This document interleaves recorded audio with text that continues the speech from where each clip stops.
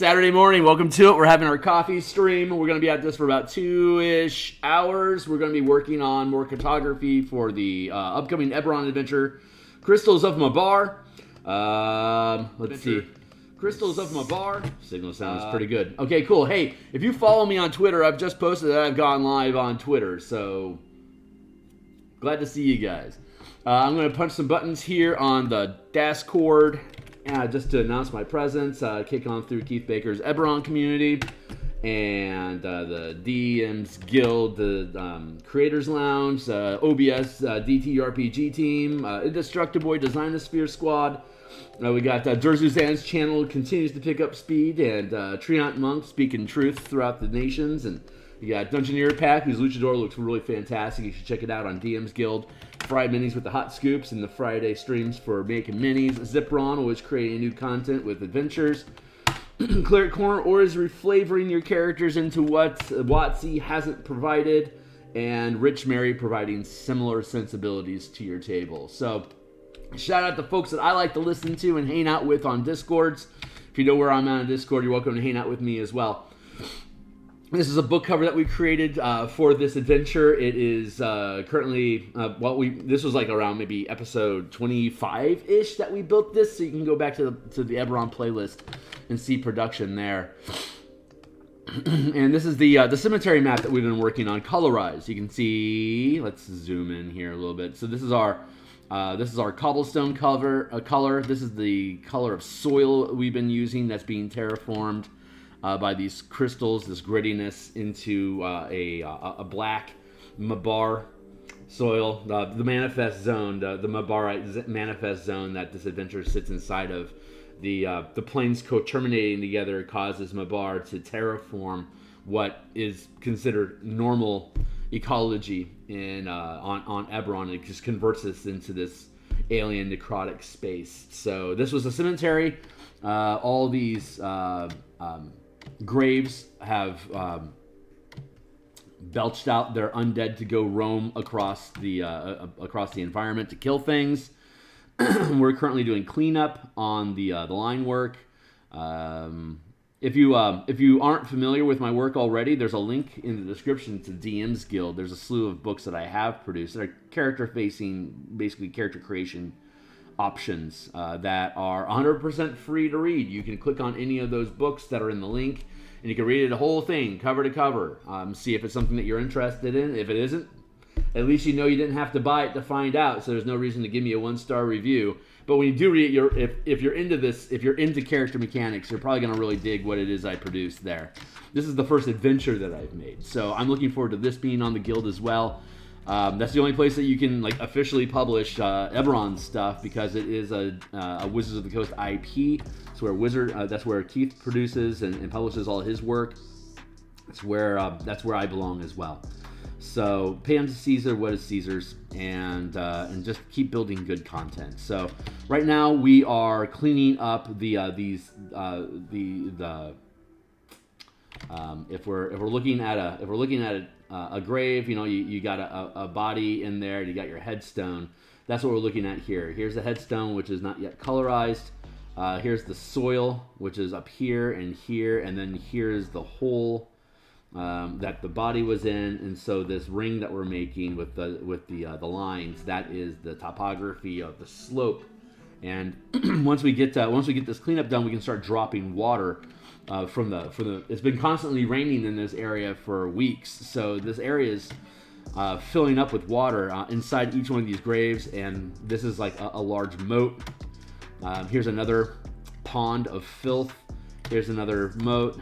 Here's where walls have fallen down over time, and zombies can wander out and plague the forest. And another swampy moat, big swampy moat. Another puddle over here.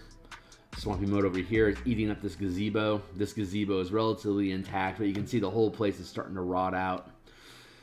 It's been this is a very, very involved map, very much so. And if you don't want to bother with any of that because you're going to play on because you're going to play in Meat Space, you can just print it up as individual pieces. And again, here's the breakdown of if you feed an 11 by 17 page through your printer. Like this is how much ink your printer would eat to produce this map. Each square is an inch. Each square, I mean, this grid is misaligned a little bit, but whatever. The inches are there, dude. We're just see there. Now it lines up nice and pretty. So shut up. But we know we can just carve out this thing into 10-inch wide, 14 inches long, and on an 11 by 17. That gives you a half-inch margin on the sides, at the bottom, and then you have a good 6-inch gap here. 14, 15, 16. Sorry, 14, 15, 16. You have a good 2-inch gap here at the top that we can put creature tokens in, like zombies, crystal-encrusted skeletons, shades, death knights, Cartography, foot soldier guards, Volpina moss if you want to throw poison at people, and then we can have in a 10 by 10 space we can have a mammoth in the mist. So we have those. We have all these different pieces, and like this piece on the end here. This end piece in particular would be a great place for me to put a bunch of tokens because it's just extra space. But yeah, that's our layup. So that's the black and white version, which is already ready to go for VTT. It's good enough for print. This is good enough as is. But obviously the color version is going to be what's actually in the book. Overlay there, done, resolved. Okay, great. So we're going back to work here, and we're just doing puddle cleanup right now, and then we're going to lay in water, and then we'll start colorizing the like adding texture and yeah, just texture to the color. Sorry, faded color smudge to the. Boy, oh boy, words are escaping me, yos. To the flagstones that remain, and then we'll be able to start adding this crystal texture on top of the flagstones, and then we'll colorize the wall coloring that we're using for the actual walls themselves. The incline has its own texture and color patterning. So everything on here has a unique pattern or color signature that helps define what their shapes are, and it's consistent throughout all the maps that we have inside the manifest zone. So it's self-reinforcing language that once the characters recognize what these things are, it'll continue to register for them throughout the rest of the adventure, whether you're just doing a one-shot or you're running this as the core of your campaign from, like, say, level 7 through 9. And I'm off screen, so I need to fix my face. Where are you, dude? That's a hard, yo. There, alright.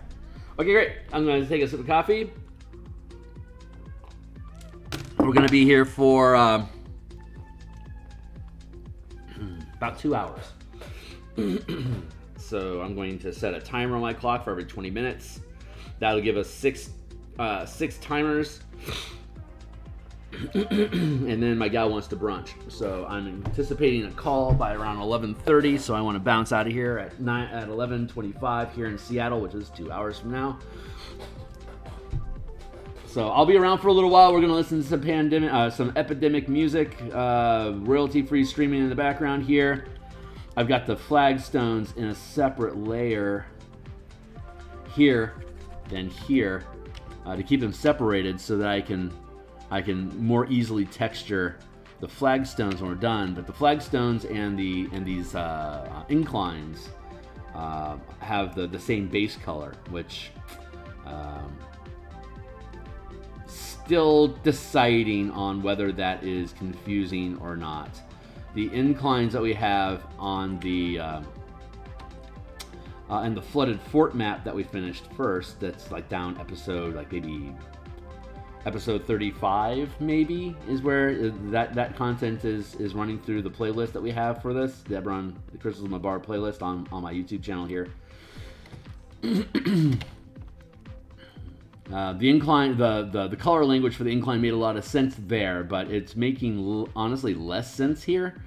So I'm trying to let my brain settle on how the coloring is, and it just may be an issue of just having more topography language, like more topography color here than in the other piece, so that it just makes more sense. We'll see. We'll see how that shit shakes out. And if it makes sense, it makes sense. So, and if it doesn't, we can it's all on a separate layer, so we can just switch the color. Super easy. Barely an inconvenience. Just need to make sure that we know, what language we're using. But this has been a fun project to work on. I get to do some low key, I like this. I like these incline things, It's fun. Embankments is what I keep trying to call them. Get out of here, scallywag.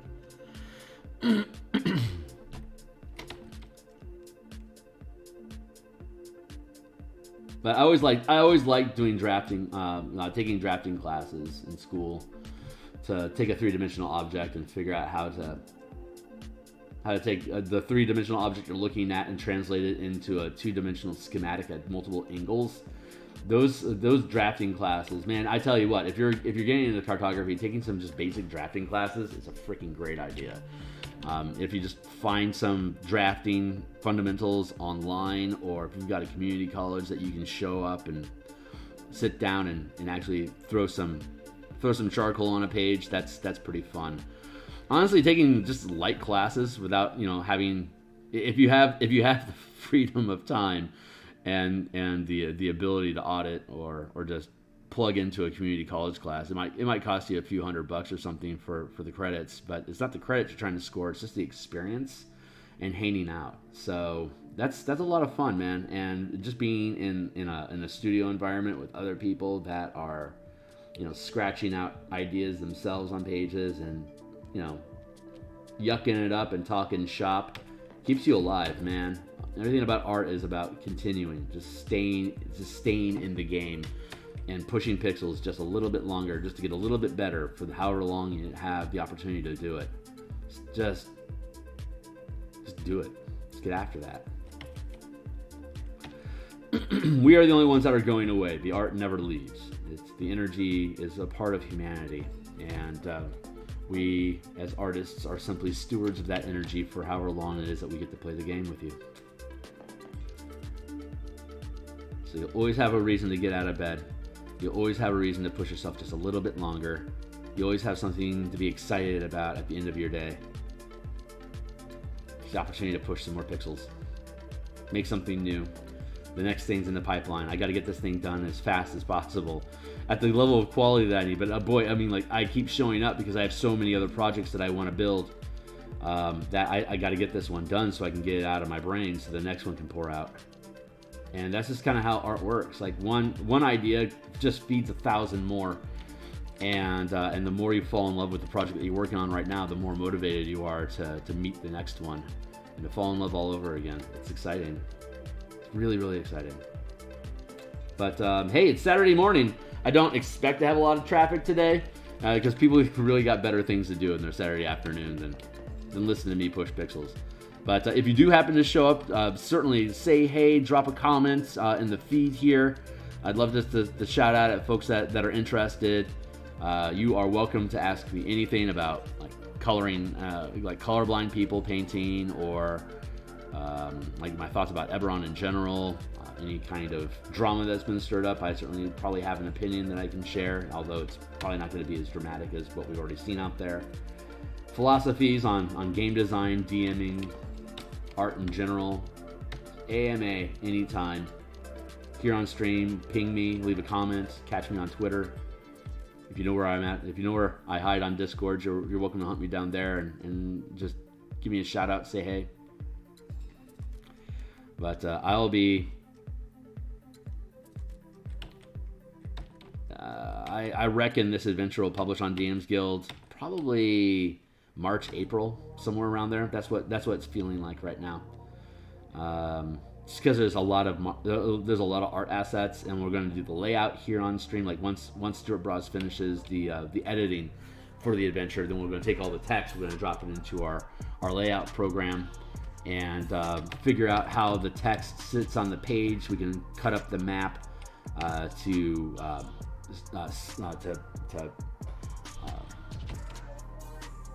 run alongside the text that's relevant to the visuals that we're producing to help grok what the adventure does. So we'll do all the layouts here on stream. Well, not all the layouts. We'll do layouts on stream, but I don't need to do every painstaking moment. You guys just got to grok what it is that I'm doing. So as I move from one phase of layouts to the next, I'll walk through that process with you guys. But each project has its own challenges on like how you want to present, like how you want to organize the information. Like a 1 or 2 page subclass is pretty easy to build a 2-page spread with some art, and bam, you know, you're done. But I don't do small. All my stuff is comprehensive and just exhaustive. So I never do 1 or 2 page projects. They're all like, I think the smallest one I've done is like 6 pages, including the cover. So it's like everything is its own production.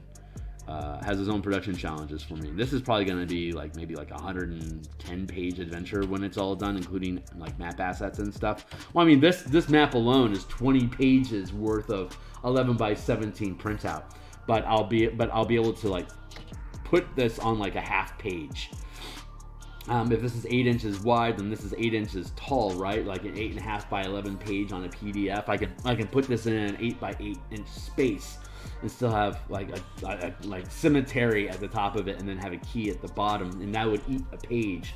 And then the face, and then the control panel format on the facing page, it would just, there's like 8 points on this map of interest, like major points of interest. So once those 8 points are there, we can lay out the quick gist of what those 8 points are on the facing page, and then you do the page turn. It can zoom in specifically like to this gazebo. We can focus in on this chunk of map here as like what is this, a 1, 2, 3, like we can do like 8 inches wide and like 1, 2, 3, 4, 5, 6 inches tall, so you can have on the control panel, you have a quarter page for the illustration of this area specifically, and then you can have text feed in underneath it, and then you have its facing panel page on the PDF document. You can just fill out all the information about what's going on in this area, and then like the next panel is like here, like entry into the cemetery. That's point 1. That's point 2. Like point 3, the moat. Point 3, moat, and then point 4, there's a trap over here. Spoilers. And then like point 5 is like this gazebo here. So we like zoom in on this gazebo like this. Just have like that as like a little snippet. Like you don't have to have it super zoomed in. You're not supposed to do maps inside of the PDF adventure. You just need to know where we're talking about. So this general map with with the dots for you to see where things lay out. That's good enough. Like you can have that fed into the page of the map, and then again you can just zoom in to the particular point. Like this is what we're talking about at point number 1. Blah blah. I'm pontificating at this point, but I think you get it. So we can easily, like the color version belongs in the PDF. We'll have standalone images of each of these sections that the DM can say, here's how it looks colorized. But if you're doing, if you're on a VTT, we'll build you the VTT spaces for these things to sit inside of. Since Roll20, since DMsGuild is partnered with Roll20, we can just load these assets directly into Roll20 for y'all to purchase on top of, taking a look at the document. But all these assets, the map assets, the token assets, all the fiddly bits you need to be able to run an adventure smoothly are in a zip file that are included with purchase of the adventure, so you can read the thing for free just to see how it does, and then you can purchase to grab all the assets to make it easy for you to run it. And it's I've talked about this a number of times. You can check through we're on like episode 76 of the playlist, something like that. So and each time we stream, it's like typically for 2 or more hours. So conservatively, we've put about 150 hours into this project so far here on stream, and we've got more to do because this is just the topography that we've been working, just the mapping and light illustration, of course the book cover that we've gotten through. So the adventure production is not a small process, man. There's a lot going on to it. This is my first one, so it's possible that I could build a more efficient adventure, but I mean, this thing covers a lot of ground. If you run everything that's in this adventure, you can easily gain 2 levels. So you can start at 7th level, just to keep the power curve and your hit point, the amount of abuse you can take from creatures and challenges in the adventure should put you at level 7, but finishing the adventure before level 9 is good, so that your spell options are limited to things that aren't going to outpace the power of the adventure. That's the problem with D&D in general. As you continue gaining in levels, like people are like, why isn't there more high content, like high level content supported by D&D or third parties or whatever? Why aren't people publishing high level adventures? And the quick and easy answer is because once you can start plane shifting, teleporting, and casting wish, it's really difficult to create an environment that the characters have to stay inside of.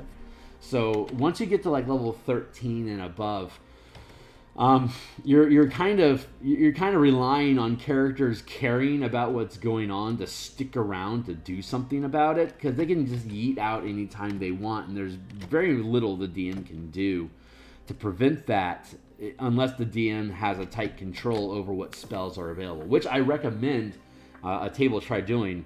Leaving if you're concerned about power levels in a game, why don't you I'm doing this in my current game, where the players are letting me level their characters up and choose their spells, so that I can create an environment. We start at level 1, we're at level 17 right now. I kicked through a campaign roughly in around 250 some odd hours. It's about how long it takes to go from level 1 to 20 and end the campaign, and then we start a new one and continue out. So every 1,000-ish hours of gameplay we run through 4 campaigns, which is a lot of fun. But in this particular campaign, my team has allowed me to be in charge of them leveling up. So I tell them when they gain a level, and I announce to them, hey, next week we're going to look at new character levels up, and they're excited because they have absolutely no idea what it is I'm going to give to them.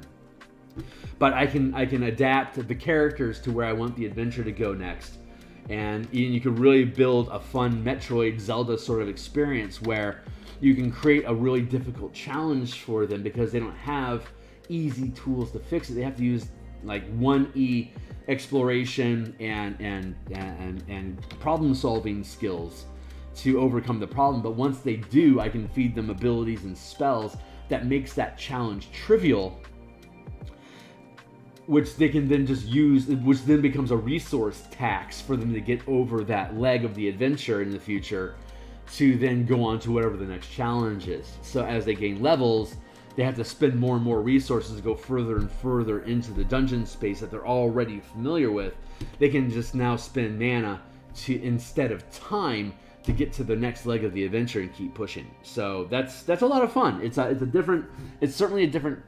It's more of a Dark Souls approach, I suppose, than anything else, because the characters die constantly and come back. It's a Groundhog's Day campaign. So every time they die, they start over again, hungover at the bar that they wake up at, because we started in a bar. And this is the first campaign for a lot of the team, so we had to start in a bar, of course. And whenever their day resets, they wake up again at the same table, same bar, with the same bartender slapping a bunch of eggs down in front of them and says, "That was a hell of a night." It's like they've heard that guy say, "Blam! That was a hell of a night," like hundreds of times. So it's been a lot of fun. But that time loop campaign is very Dark Souls in flavor, where I can kill you like some of the creatures, they have tear off their arms, but they're not dead. They know when they die, they'll have their arm back. So if they get their arm or their leg tore off, or if they have their eyes torn out or whatever, it's like, well, fuck, I'm blind for now. If this is too much trouble, we can just kill ourselves and reset and get back to work. I'm trying to fix my camera. But if like, no, we can push on, we can get through this, then just not having a leg or whatever, it just becomes a bigger challenge that they have to climb over, sometimes literally, until like, this mission is a scrub. We're gonna die, and like when one character dies, the whole day resets for everybody, so that everyone is always playing. But that also means that everyone has to cover each other's ass. You can't have, like, if you drop, you've basically got 1 round to revivify, otherwise complete reset. And like, if you take more than 20 damage past, like, if you go down to negative 20, the characters reset no matter what. So, like, I can one-shot you with Dragon Breath. And, like, well, we just got cooked. So, like, don't step there again. So it's got this neat, like, it has this neat Metroid, Dark Souls, Dragon's Lair video game sort of vibe to it, where they can learn from their mistakes and they can make as many mistakes as they want, and be able to just to continue through the content, because it's kind of static until they come in and they mess with it. But some of the creatures that they, like the boss fights that they encounter, they're time savvy too. So if you kill them, but you don't conquer the area and you revisit them, they'll be back and they'll remember you. And I, as a DM, can continue to adapt the battle to make things not work anymore that would have worked in the past. But the boss becomes savvy to your ways. So if you can't defeat them fast enough, they're able to cover their gaps, and now you have to back off, find another path or a new tool to be able to circumvent that boss, or get tough enough that you can bring new tools to the table that it doesn't know about yet, so you can defeat it. So I should probably look at the Dark Souls RPG to see how they resolve that stuff. But this has been a really fun campaign to work through, and I plan on building a toolkit about it. But I've got so much. I have so much DMsGuild work on my plate that it won't be completed until after 1 D&D is completed and we're using 6th edition. But so like 2025 is when my plate will officially be cleared of all the new stuff that I have in the pipeline, which is forever from now. But once it is done, then I get to have, well, we'll see what the OGL actually is, and if there is an SRG we can use or not. And if it isn't, then I'll basically just make this I'll probably just make this like an OGL game, the time loop campaign. But if I can keep it in 5.6e, I will. But that's basically gonna be up to how Wizards decides to play with people, because this time loop, the time loop that I'm running is in Eberron. But it absolutely doesn't need to be, because I've changed all the names of everything on the map anyway. So it's pretty much as IP free as I want it to be. But I have the option, assuming that Wizards gives us a sensible option to be able to continue publishing, then the time loop, this time loop campaign I've been talking about, call it Endless Days. It's an endless day campaign, and I'll be able to build a,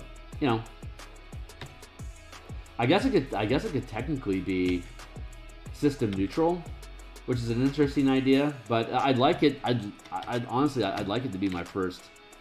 I think I'd like that to be my first Kickstarter campaign. Just keep it low. Just keep it low key. And so me building like this for this Eberron adventure is pretty much the same process I'm going to have to go through to build the time loop campaign toolkit. All right, so that is all the topography. I'm going to hit save here real quick. I'm going to have a cup of coffee.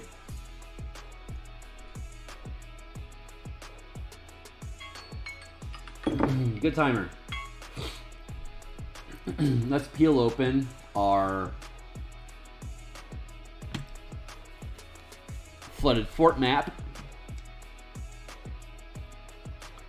Cool. So this is where we're going towards. So you can see how the language here, it's using this fading shade. The base color here is the same as here, but you have like all this grit texture laid in here over the cobblestones, like this discoloration here is kind of this is a more radical example of this coloration here. So that's how we're distinguishing the gradation of the embankment that leads down into the water pit. But right now we're mostly just interested in the water itself. So I am grabbing there. I'm grabbing that color reference so we get the flagstones, we got embankments, and then water. So we're not doing any kind of shading or well, we have the texture from the soil. Like here, you can see that we have the same soil. This is actually the area that I grabbed that color sample from. to be able to build out that soil. But you got flagstones, but then you have just ground beyond the structure that are built. And these are tunnels that lead underground to the underground laboratory that the characters are trying to get to. But they got to find their way in. This offers 2 options to get into it. There's another map that offers a 3rd option, and then the cemetery has a 4th option for you getting into the underground fortress, which is through this crypt. There's a secret door here that leads down into a tunnel that heads this way. There's another entrance here to that same tunnel that continues this way. This is due north. This way here, no map. This here is due north. So heading that, well, it's underneath everything. Anyway, there's multiple paths. So if the characters are exploring the cemetery, they either find Cartography soldiers that can lead them to the other maps to talk to their boss, or you can find the secret passage in the crypt or the secret passage at the gazebo to lead into the hidden tunnel that'll take you to the underground lab. It's kind of like a hidden escape route that they have. So that is also an option. So there's a lot of different environmental maps that all have exploration or social challenges that you can use to find the path that you need to get into the actual underground lab, which is the final dungeon leading you to the boss fight. So so for now, we're just layering this blue on top of everything.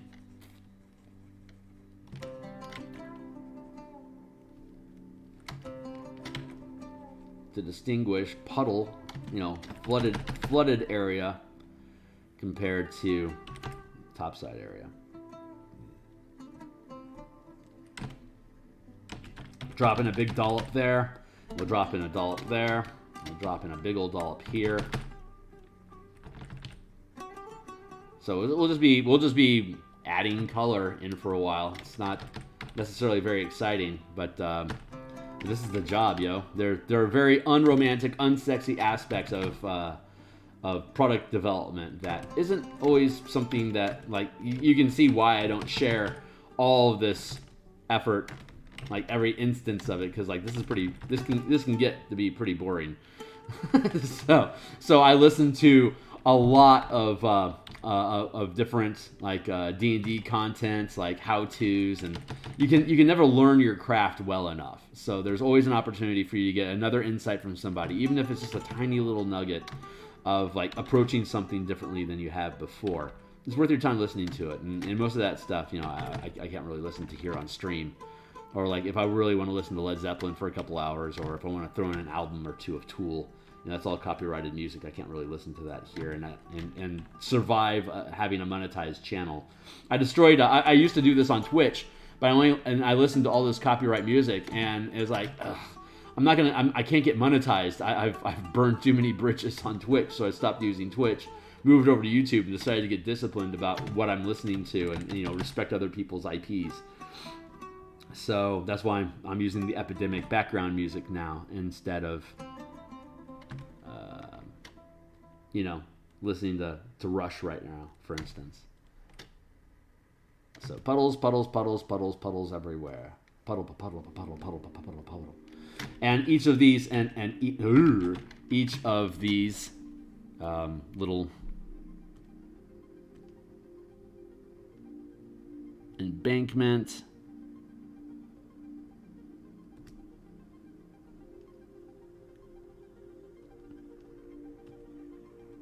Yeah, that's good. I'm wondering. I think there's a world where I can just do this. Oof. Did not anticipate that. This is apparently there's something that's not a clean cut. Okay, I am going to have to physically go through and do all this crap. God damn it. I've got a glitch in my line art somewhere. Oh, frack. All right, well I'm gonna have to do this the hard way. So hard way, we're doing it. I could potentially do that.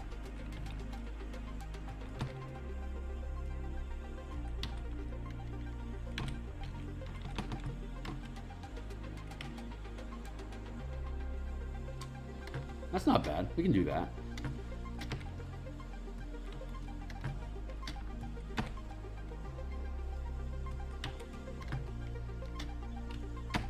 So we'll do that.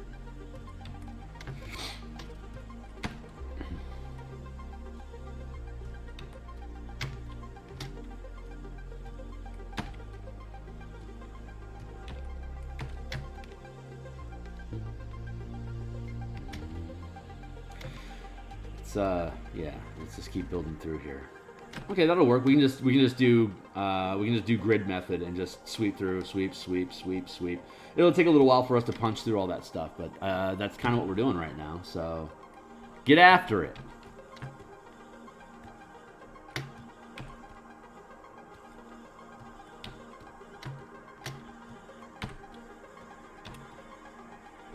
Uh-oh.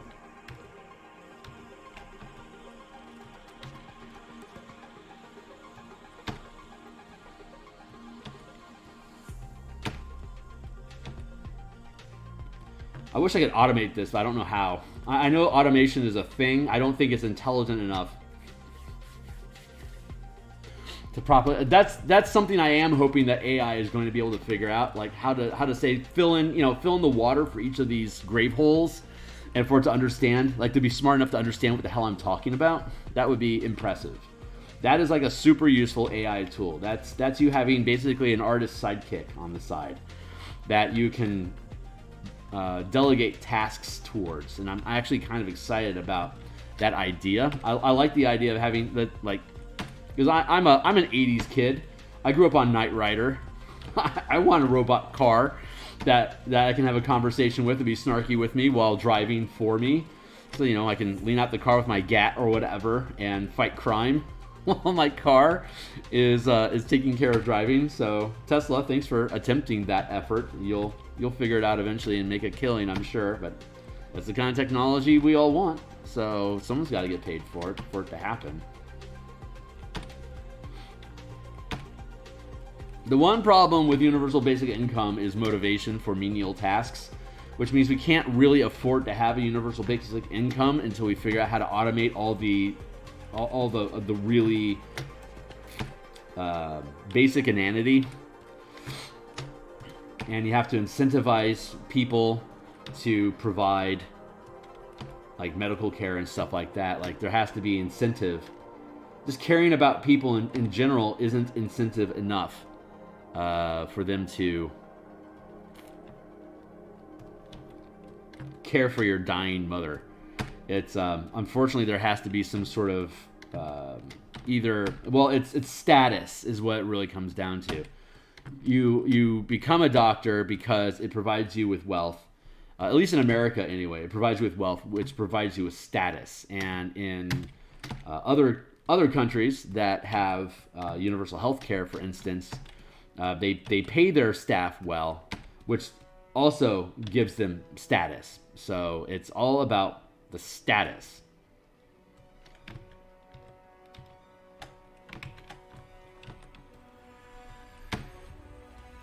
People will work like hard if they think that they are going to get status as a result of it.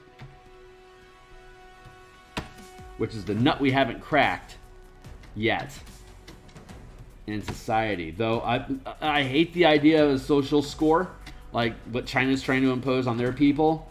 But it is a means of introducing status without having to rely on wealth.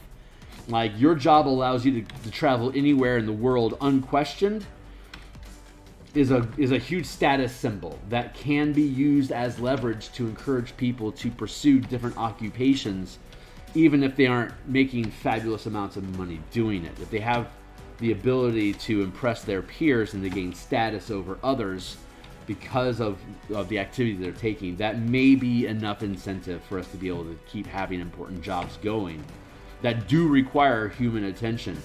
It's the money that they get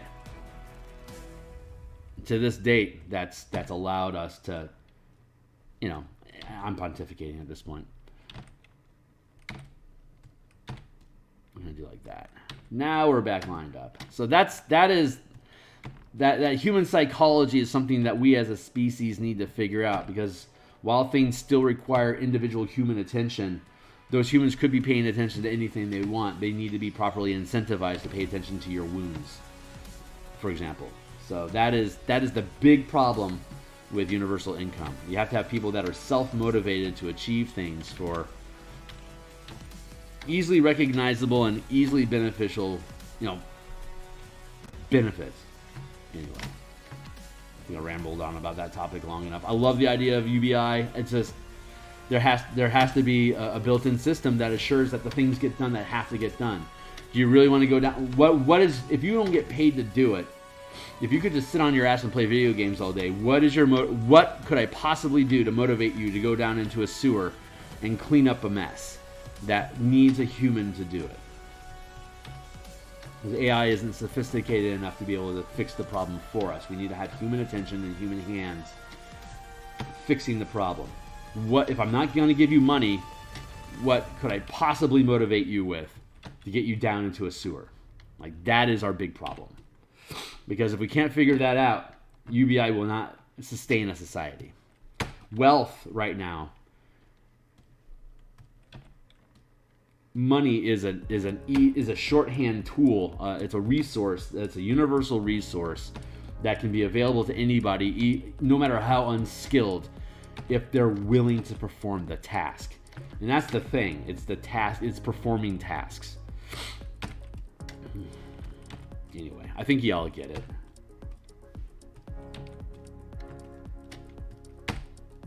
Like, I'm willing to perform this task because I'm an artist and I want to produce the thing.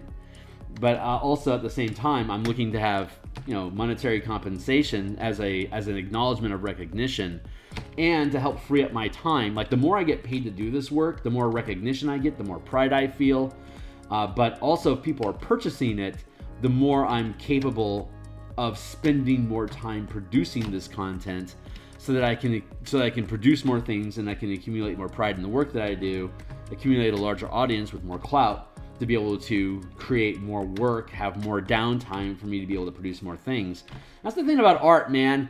If I had unlimited wealth available to me as an artist, I'd still just sit here and punch pixels.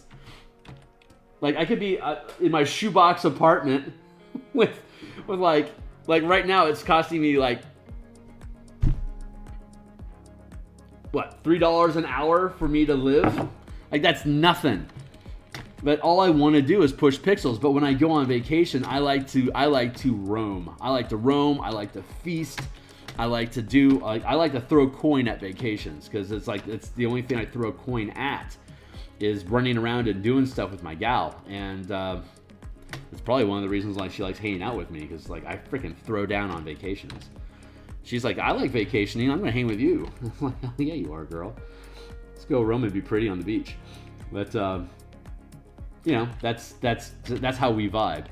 So but we both stick our nose to the grindstone for 60, 75 hours a week. Her and her business, and me with my day job, and then here on art production. We both have our work hard endeavors that eventually turn into playing hard, and really just like max relaxing on weekends and stuff. So that's, anyway, we're starting to ramble a little. I'm starting to lose topic focus. So, I was talking about, motivation. What does it take to motivate people to do things? And artists are blessed, because the muse that lives inside our heart forces us to sit down and produce the work, because it's the only type of pride and satisfaction we can experience, is completing another art piece, whatever your art craft is. Like, you have to finish that piece for you to feel peace yourself, and then the muse says, now we got this other thing to do. But the pride that you feel for a completed piece just motivates you to produce and finish another one and another one and another one. It is its own form of dopamine kick that requires a ridiculous amount of investment to be able to satisfy, which is why artists are so prone to addiction, because the craft that they're producing is so demanding and has such a delayed satisfaction that these creative types often will get into drugs or self-destructive behavior as a means of providing a more temporary reward, quote unquote reward, regardless of what that reward may be. because like I'm at 150 hours now, and the only dopamine kick I get off of these things is fun conversations and stream. And then completing a map is a short-term fix, but it's immediately quelled because I have like another 3 maps I need to build. It's like that's a very short-term fix that I get, that I don't really have time to rest on my laurels, which is why social media is so destructive to artists, because they can put out a piece on social media and, you know, they get like 500 likes on Reddit and like, ooh, that's awesome, what can I do? Now they're pursuing recognition kicks on social media. It's like, I want 1,000 likes on this next picture, so that's going to affect what it is that they post on Reddit and who they're posting it to and what the theme of that art is. And now they're chasing clicks instead of chasing their passion, and they become disconnected from their muse, and then she disappears. And you're like, what the hell happened? Why did I lose my muse? It's like, well, because you're not pursuing the passion, you're pursuing the clicks. You're obsessing over click count as opposed to falling in love with the work. And a muse will leave you if you aren't helping her love. And the only way she knows how to express love is through your creativity. She has to use your skills to express her love. It's the only way it works. It's the only way she can function. That's why she gets to leave Mount Olympia in the first place.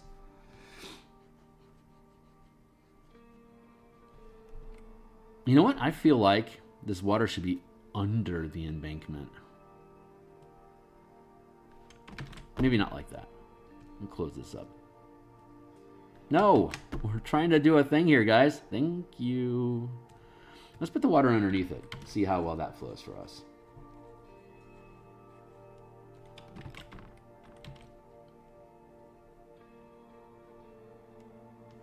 Probably the best decision. It's going to give us a little more control over our lines, so we can afford to have a little bit of slop in the overlap.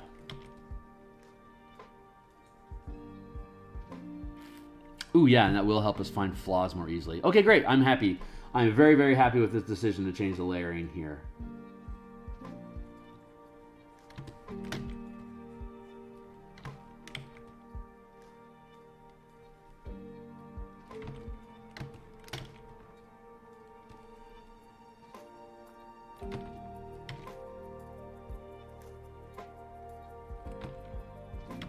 Fun.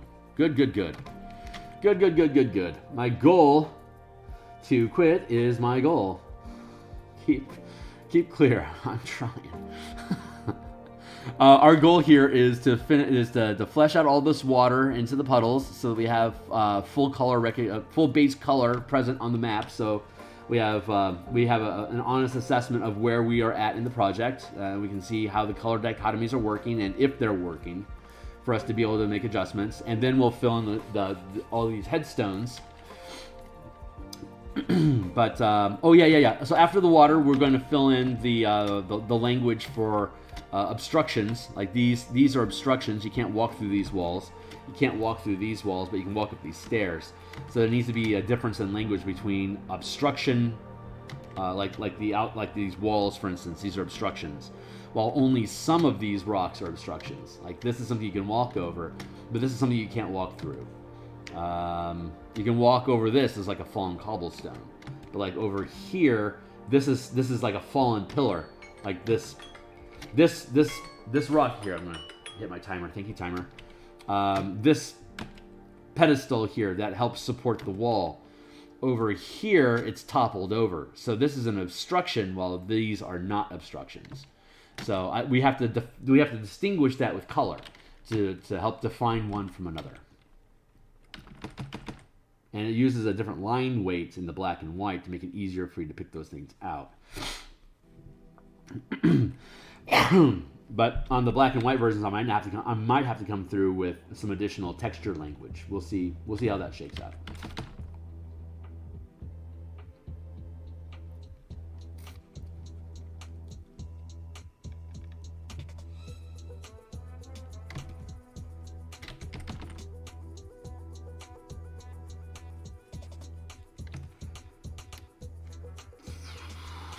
Yeah, let's just zoom in close so we don't lose track of anything. It's staying on point and on target with the same space is going to be important for us to make sure we're not missing anything, because it's a 52 by 54 inch map. It is a big frickin' poster of a map that we're building here for folks. So we want to make sure that we're dotting all our I's and crossing all our T's on this project. Yep. Then once we get the water down, we can see like these little flaws here where we have little color artifacts from the embankment itself, or possibly from the flagstones. Like you can still see like little fingers here of flagstone stuff that's sticking out. Like we have to continue to go through and delete out all those things as we see them.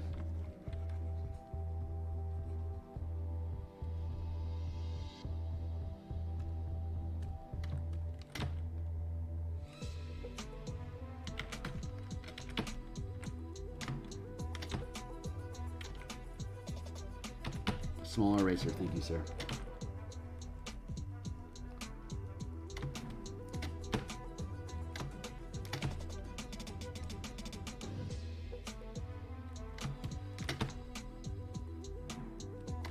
Very inconsequential little bits, but we're trying to produce a quality product here, and also trying to show, you know, my cartography chops. Like, I don't know if I want to get hired as a cartographer, but I certainly want more people asking for me to be their cartographer than have people not interested in me in their cartography as a result of this project. Like, the end goal of this project is for me to become more marketable.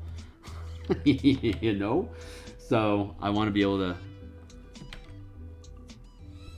I want the end result of this to be, wow, I'd love for Phil to, if only I could get Phil to produce my maps. Then I can become bulletproof regardless of what edition it is. I just would need to be able to build maps for people to use. So I know there's a lot of cartographers in the industry already, but there doesn't seem to be any shortage of demand for cartography in our industry. So this is another fallback I can use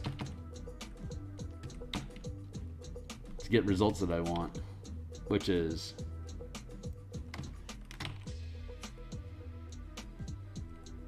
independence.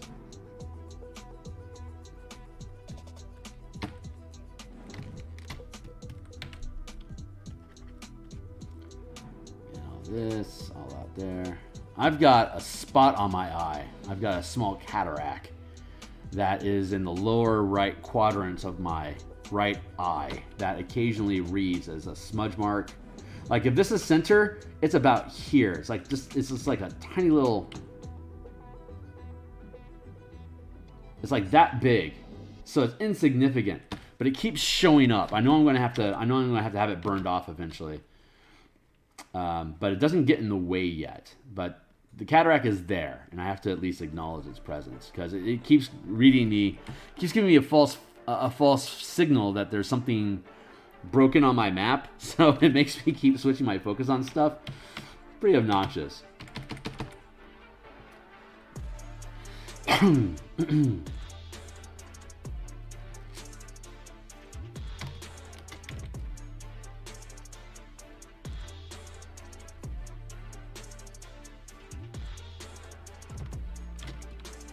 I can come back through and I can fix those little niggly bits on my own. You don't need to watch me clean up trim forever. That's not very exciting. I mean, just filling in water like this isn't very exciting either, unless you're a completionist.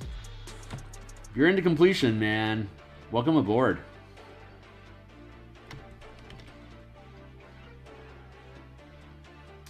But yeah, like 150 some odd hours already in producing this adventure. I'm doing the whole thing basically as a proof of investment into me. Once I start building more projects, like I will get into Kickstarters eventually, and once I do, we can point to these different projects. Like this is, as long as I'm alive, I can finish this project. See, and then I can point to 250 or 1,000 hours worth of different product productions that are printed, that are out there for you to use right now. It's like, look, you can go use this thing right now. Look, I made it on the stream. Here it is. Guaranteed that I can get this thing done. Just like these other projects. All you gotta do is give me $2 or whatever the Kickstarter buy-in price is for whatever the hell it is that I end up doing. But these are our puddles.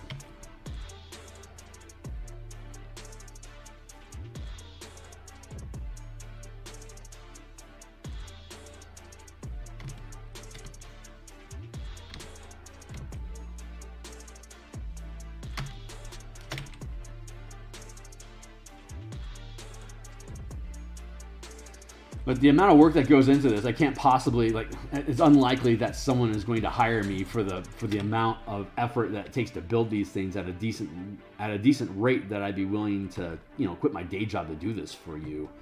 But as a passion project, I can murder myself all I want because it's mine. It's my island. It's mine. And so then it becomes, is the end product, is the adventure itself worth purchasing for you? And that then helps weigh out the pricing that I get for the artwork that I put into it, the cartography that I put into it, the adventure development and writing that goes into it, the editor that I hired to help make sure the final product is good.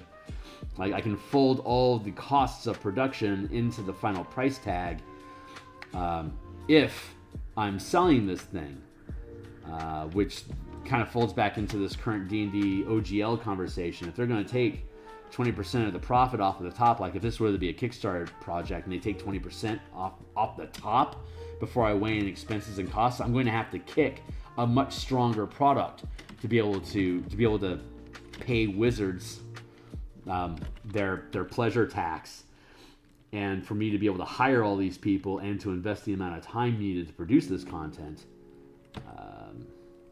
Yeah.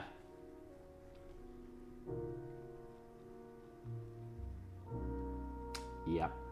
I guess you can call me quote unquote lucky that so much of my work currently has to go on DMsGuild, because I'm using, like, the next 2 years of stuff I'm producing is directly influencing or referencing Wizards of the Coast IP stuff, like adventure content.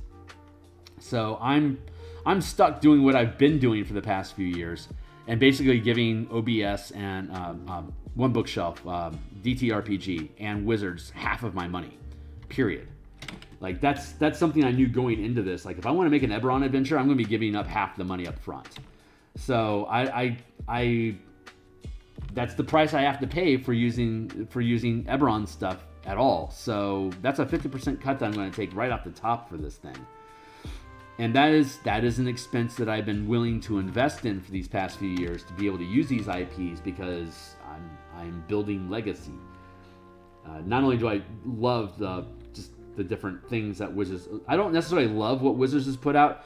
I love what Wizards could have done with what they put out. That's really the crux of it. Like, I don't love what Wizards' end result is, because I think they're kind of lazy. But I can see what they could have been, and like most of my work is giving that extra attention to what could have been so that it actually is. And I think Wizards is kind of overvaluing their hand. Like, 5e is the laziest of all editions, like super fucking lazy. And I don't respect Wizards for that at all. But they somehow seem to think that, like, there's brand loyalty there, and it's not. You guys are just the stewards of IPs that people freaking love. It's not like we respect you at all. We are actually actively angry at how crappy you have been stewarding this game. You're just lucky to have it. Like, Hasbro's is lucky Wizards sold themselves to them. I personally think Wizards should buy themselves out and get out from underneath Hasbro, so they can help assure the quality of their product moving forward, so they can continue to actually build their fan base instead of destroying it for their overlord. I think that was a big misplay.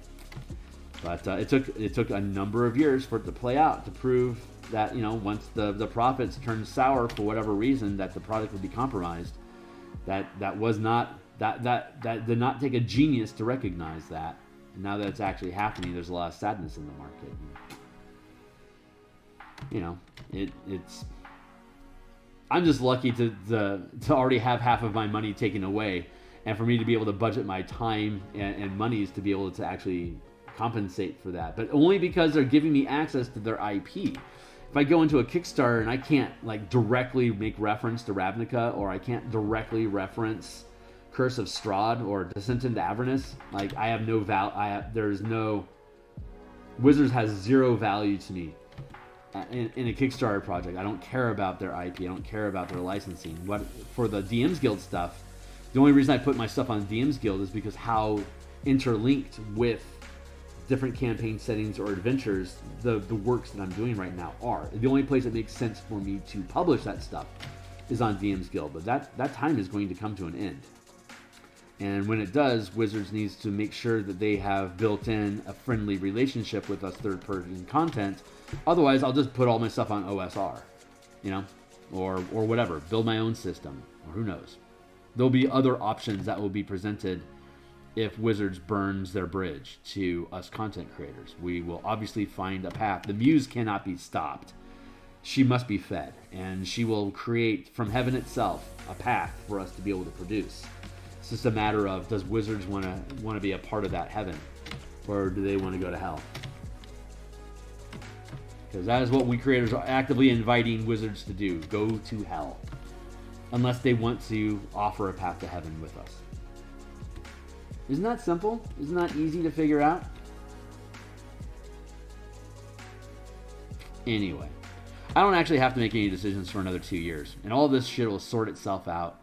And whoever the pioneers and the innovators are that will build a new path for us to go, whether it's Wizards as 6E or somebody else completely independently, by the time I'm ready to do whatever is next for Phil, it'll be obvious to where Phil needs to go to do what he wants. And so I am fortunate in that stake, but I get to cheerlead everyone else that's trying to forge the path. So I just got too much on my plate to change course right now. So I'm just going to keep doing what I do. Keep an eye on things, encourage people to do what feels right, and see how the market sits. It'll be fun to see how things sort out. And if all I end up doing is system neutral maps in the future, because that's what people are interested in me doing, then okay. I like making maps, no problem. But again, I started making products in the first place is because I couldn't find a publishing house that was willing to pay me the hourly rate that I want to produce the art that they want. Like I'll toil for endless hours for free, quote unquote free. I will burn as much of my time necessary to produce the work that I want, because that's my dime. But if someone else wants to hire me to produce their idea, and I'm not getting a direct percentage cut, then I'm much less like you giving me cash to produce a thing is much less motivating for me, because the amount of cash that I want to make that thing is going to be intimidating. I'm a 50-year-old guy in one of the most expensive cities in America, so like most people can't afford me. I can't even afford me. My products take when I put something out, it's like I'm taking a loss for years.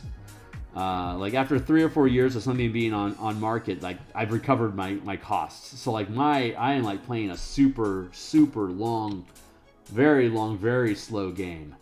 Like there is no quarterly profits that I'm trying to serve. It's impossible. But the muse won't let me stop. Got to keep doing it.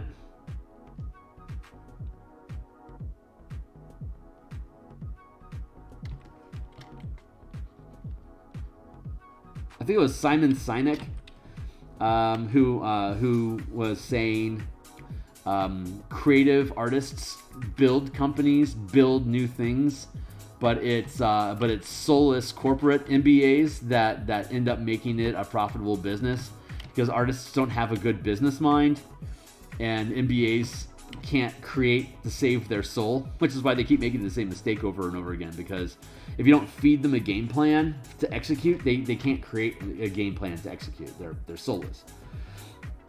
Which is why corporations end up being soulless, because they aren't being ran by artists, they're being ran by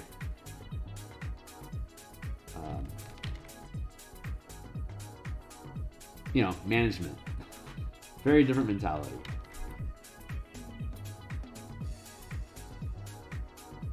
Like I could spend a lot of my time doing product production, like packaging and building product descriptions, and put a lot of the artwork that I've made up for stock art But there's zero creativity involved with that, and it absolutely kills my heart to do it.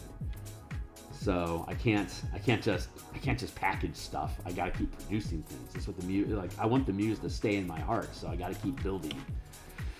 I think I'm gonna get to a point where I can afford to start doing that packaging and like treat this more as a business. I've talked about this before, like how difficult it is for me to make this a business. Hey, Anzi.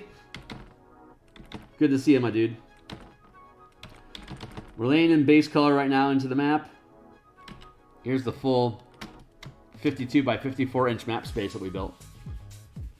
So we got all the gritty texture in here. We got the flagstones over it. Now we're filling in all the holes with water because it's constantly raining in this adventure. Welcome to Seattle. But yeah, so we got the water layer underneath the embankments, so that we can be a little bit sloppy on the lines. But once we fill in all the water here, we'll move to changing the color for the objects, for the obstacles that you can't, like the walls and stuff that you can't walk through. So we're just blocking colors in right now. That's what we have time to do. We've got another hour to do it, so we should be able to finish up the water no problem, and probably get close to being done with blocking in all the obstacles as well.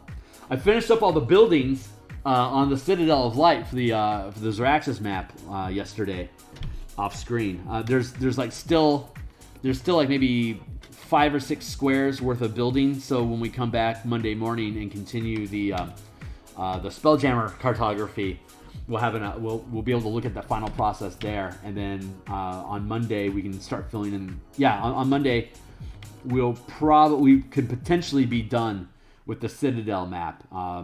Once we get the rest of the buildings fleshed out, then we basically get to build the star field and background space backdrop for the structure and make sure everything is clean, and then that map will be done. Which probably means on Tuesday we'll be back to building tokens, Spelljammer tokens for the creatures and stuff, and the different map challenges that we made for the Spelljammer's Adventures, Combat and Exploration conversion of Light of Zeraxis in general. So we're really close to done on topography, on mapping for the Spelljammer project, which is exciting because we're getting close to being done with edits as well. So we'll be seeing layouts for Spelljammer here probably. I reckon February is going to be when we'll have finalized text for that document and start actually building the pages for the Eberron for the Spelljammer product. And then we'll see, where do we need to put in, like, we'll be able to build diagrams and all the meat and potato stuff that goes alongside the text, like the tables and all that stuff. Build trade dressing, build table frames, like we get to draw table frames that we get to then insert over the text of the tables themselves in the document. It's gonna be fun. It is going to be fun. Layout itself is only so fun. It's mostly a lot of frustration and throwing text around to make it fit on a page. But once it does, then it becomes super fun because you get to start integrating your trade dress into the text. You get to start modifying text colors to complement the overall color palette that you're working with.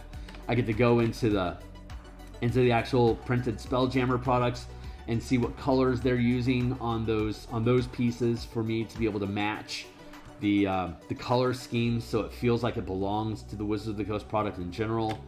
That's a very, very fun process. I am much looking forward to going through and doing all that stuff with y'all here on stream once I get to it. This is the puddle that I'm working on now.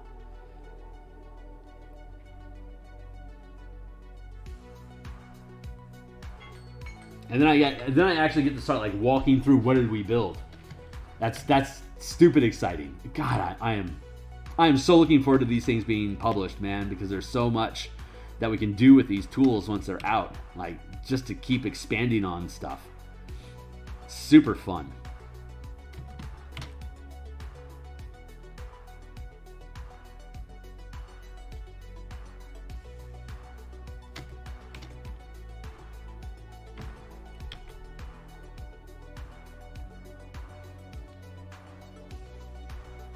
Super, super fun.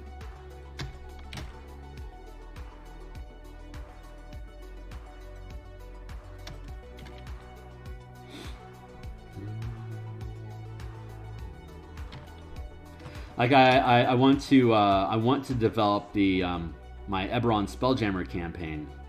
Like make a toolkit out of that, where all of the different continents and nations on the world are their own asteroids, like their own little floating moons or worlds that they use Spelljammer airships to move between, and develop the Cartography Navy.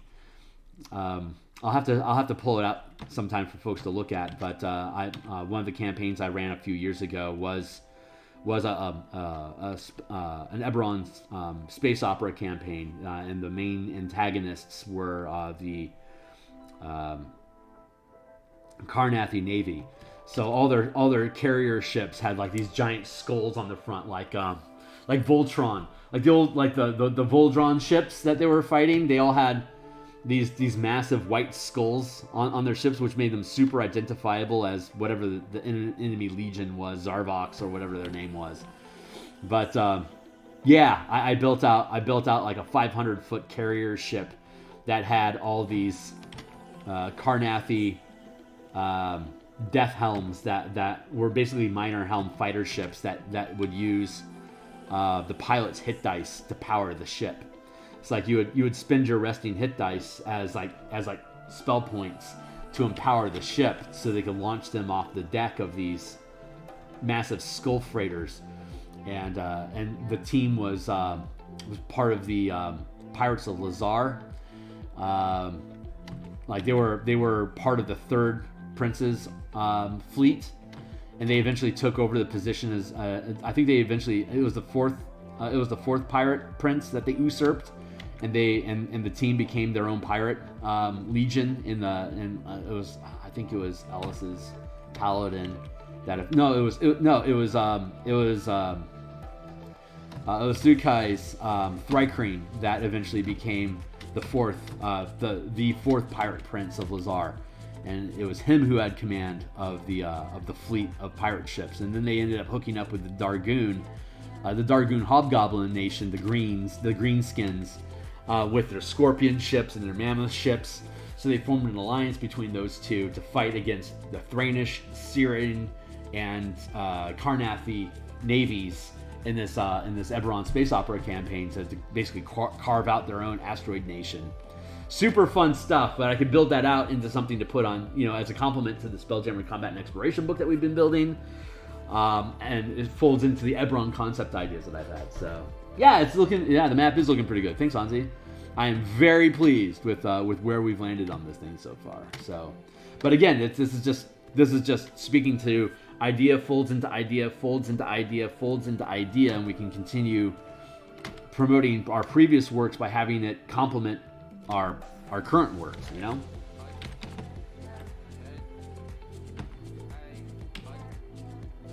So that's all. I think I've finished all our base waters. So I think these are all done. Just doing a quick scan to see if I missed anything, and then we can move into obstacle colors. And then we can start working on formalized texture. I'm just doing a quick scan to make sure I didn't miss anything.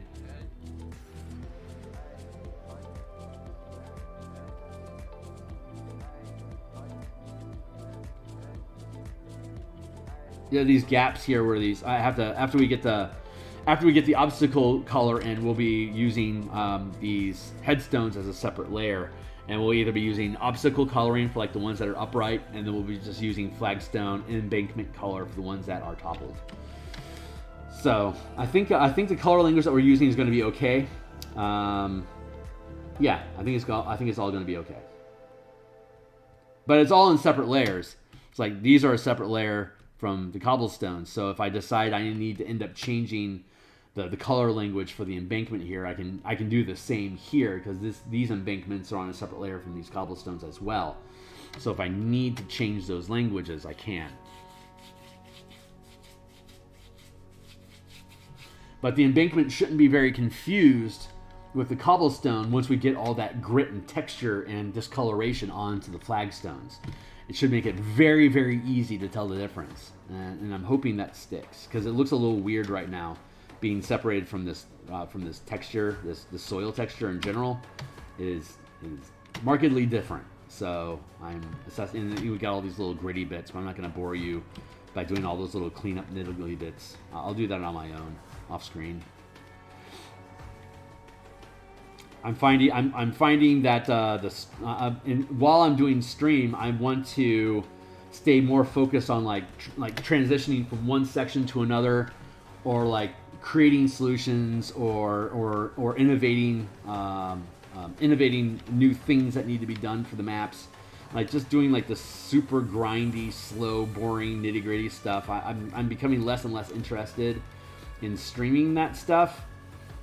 I think I'm going to continue to have a mix between the two of them, because again, I started streaming just because of how much work there was. I needed something that would help make sure I stay on task and grind through things, and having me be held accountable on camera while I'm doing it helped guarantee I'd get the hours logged in. But this is when I was doing the, like in the description down below of the link, all the spell point mechanics that I have, all those books down there. Those were there's like 100 illustrations, like 100 unique illustrations between those books. It's like, that's a lot of work. Like I've never worked on a project that big before, and now that I have worked on a project that big, this project isn't nearly as intimidating as it would have been 2 years ago. So I think I'm at a point now where I can start working on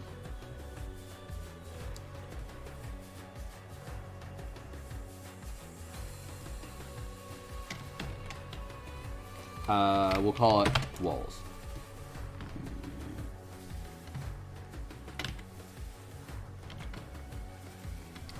Grab that color,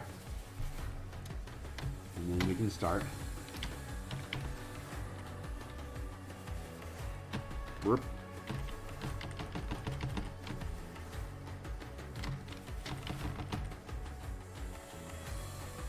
Building this stuff out. Back into the flow. Like that fell off the wall, so it's large enough to be its own obstacle piece, like something somebody can hide behind.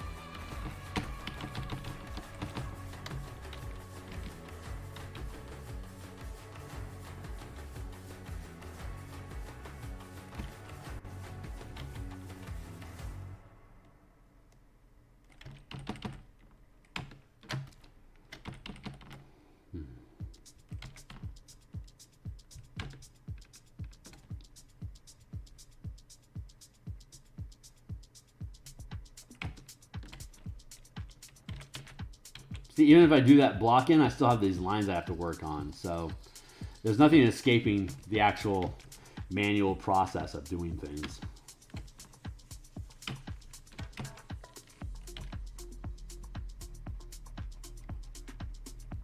And I can like put like fancy, like I can do like a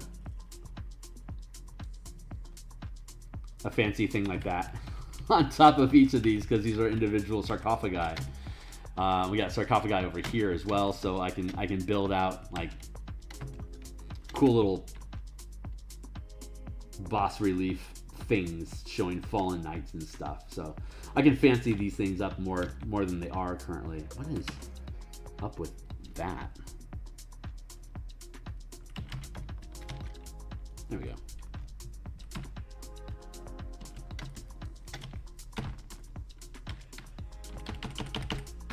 But that'll be fun. That's late stage. That's late stage production. We'll get to that.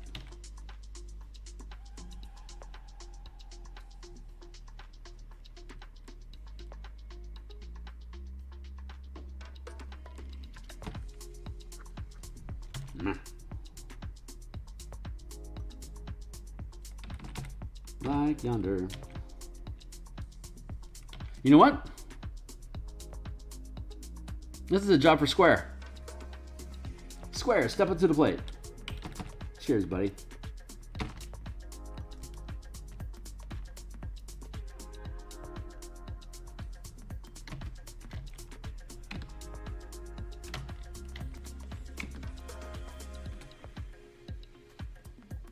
God bless Square.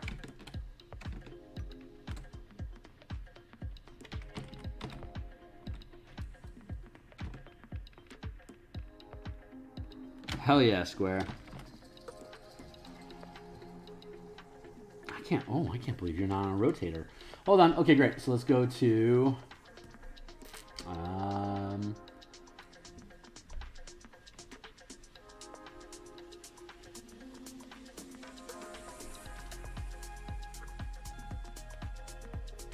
well, Square's like...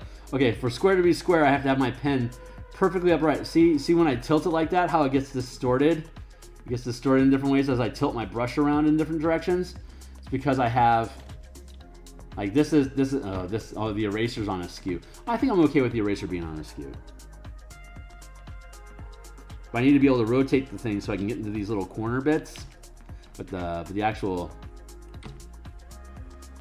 brush, the actual paintbrush, I can just leave. See, like, it doesn't matter how I change the angle of my pen. It's just a square, which is what I need for the paint. But for the eraser, I need a variable tool that can get into all the little cracks and the little nippy bits. So that's fun. I love that Photoshop can do that.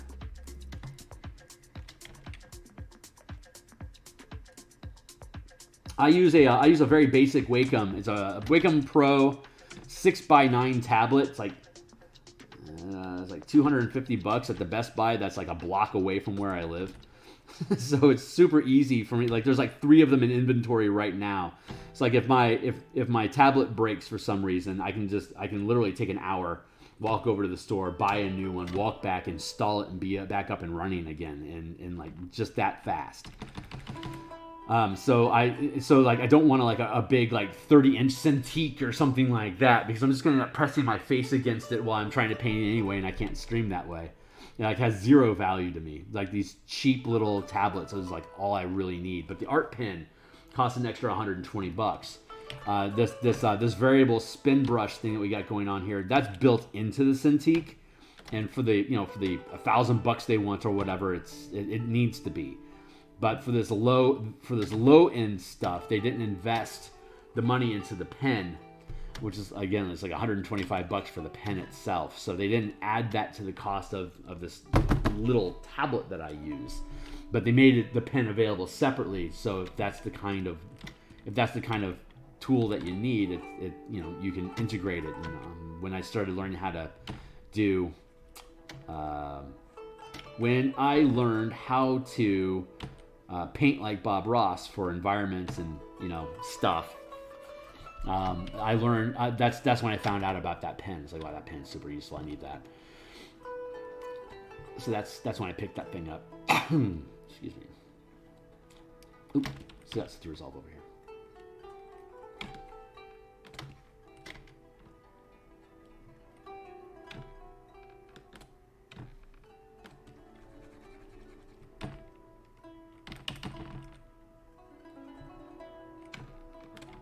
Oh no.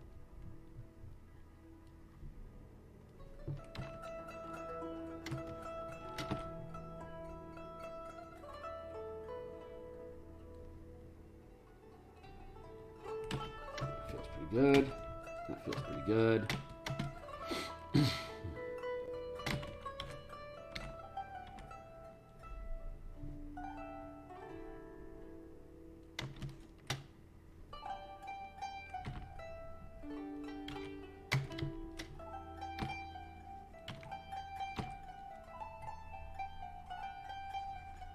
Digging this art music. Photoshop does have nice brush control options. Yes, it does. Other apps are still playing catch up in some cases. Yeah. I don't think Huyan's there. I know that, like, I don't think Studio Clip Art is there. Huyan's got a pretty good hardware, from what I understand. I've never bothered investing in Huyan to find out, just because Wacom has served me so well. I'm really big into product loyalty, honestly. So I haven't had any reason to purchase a different tablet, but like Corel Painter, I don't get a good vibe off of that at all. And I know a lot of people like using Clip Art Studio. If I understand correctly, like their vector art is amazing. I'm not very I find vector art in Photoshop to be so difficult that I ended up just like not doing it. And tripled down on raster art like this. But I understand clip art is really good with vector, but doesn't have the tool manipulation like we're talking about, like Photoshop has. And when you're staying in raster, that tool manipulation is like a really big selling point for PS.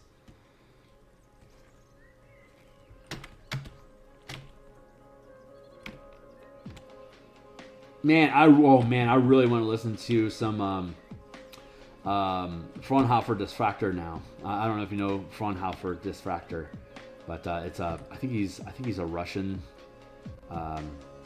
mixer. He does a lot of witch house music, and it's just really heavy, foreboding, and a lot of, well, witch house is like its own freaking kind of music, but he is particularly a really good mixer.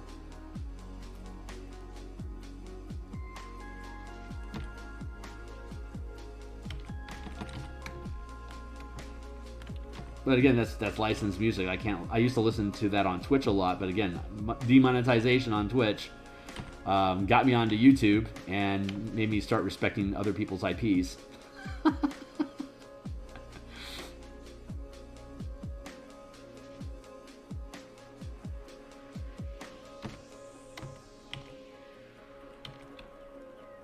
Hoochie Gucci is also a pretty damn good witch house, in case you're looking for some.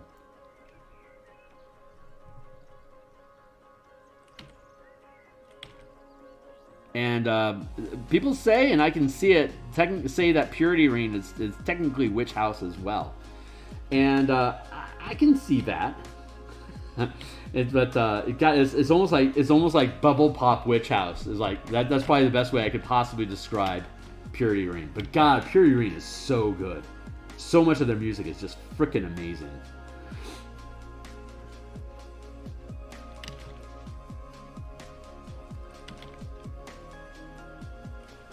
Photoshop is bad at vector. Yeah, thank you for the confirmation.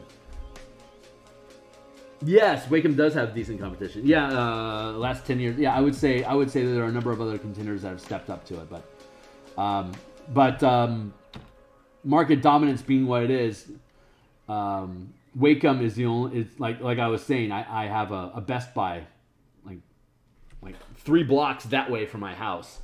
And so if my tools break, it is ridiculously easy for me just to walk over. Like the tablet I'm using right now, I bought at the store because my other one glitched out on me, so I had to buy a new one.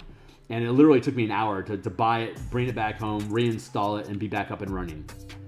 And that keeps me kind of locked into Cintiq. It's so easy for me to get a new one. That's like, I may as well just keep it. Their prices just keep coming down. So I don't have any reason, like they've earned my loyalty. I have absolutely no reason to leave Wacom at all. But yes, it is for entry level gear. There is a lot of good competition on the market now against Wacom. So I celebrate that truth.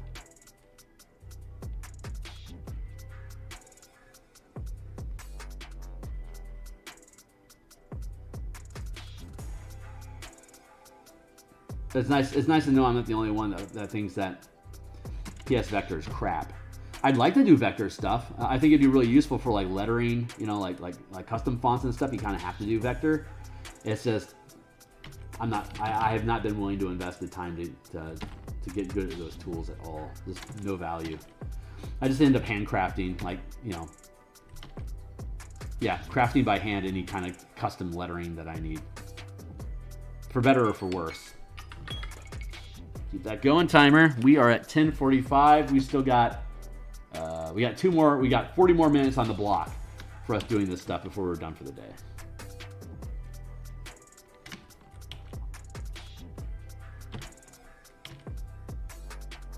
And then I have editing work I have to do. There's Adam Hancock, my editor for the Spelljammer product, has been hammering away at revisions for the past 48 hours ish, like in that block of time.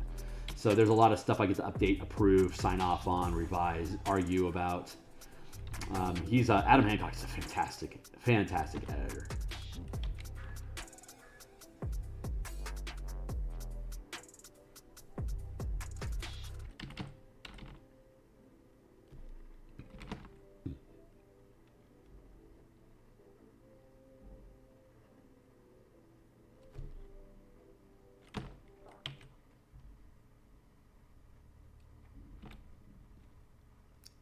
Text scroll. Hey, Tyler, how you doing, my dude?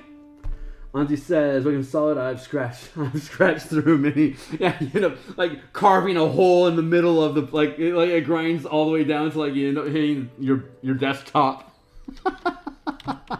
Yes, the texturing, the smooth spot. I've got like this giant like coffee stain of a smudge mark in the middle of my Wacom where the nib eventually just grinds down the smooth surfacing on the tablet itself. It's funny. Tyler, what do you got going on, my dude? I'm doing great. Glad to hear it, my man. Yeah, here's a blowout. Here's the 52 by 54 inch map. It's coming along. It's definitely coming along.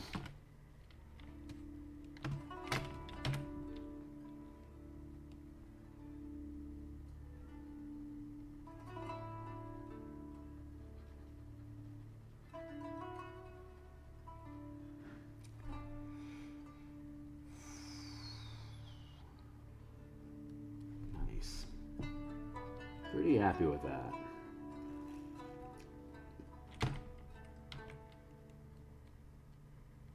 I got a lot of little corrective, little niggly bits that, like these little artifacts that are bouncing around inside of here. I'm gonna have to end up cleaning those all off, but I'm not gonna bore you guys with that.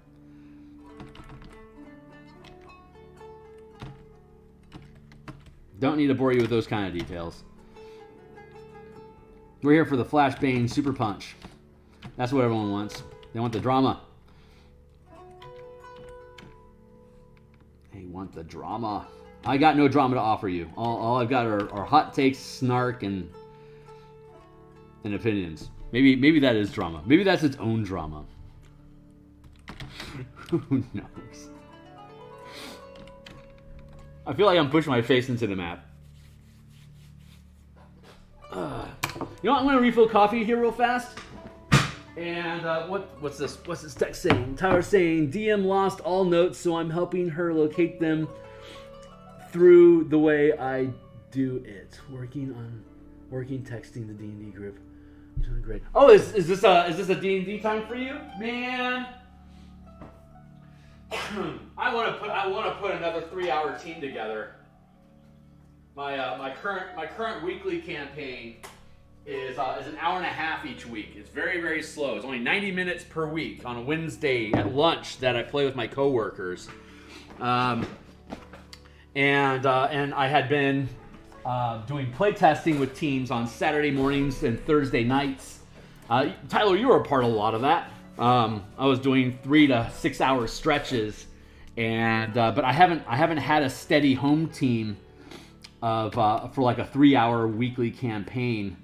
I'm playing in a Forgotten Realms campaign right now, where 6th level I get to play a Rakdos Artificer, a Battlesmith. Kobold, which is he's Raz the Tormentor. He's fun. I like him. He's a good aligned Rakdos, truth to power, kill the proletariat type of character, and him and his mechanical hellhound Mutt. That like I took the Sentinel feat, but not for my character, for my Artificer, for my dog.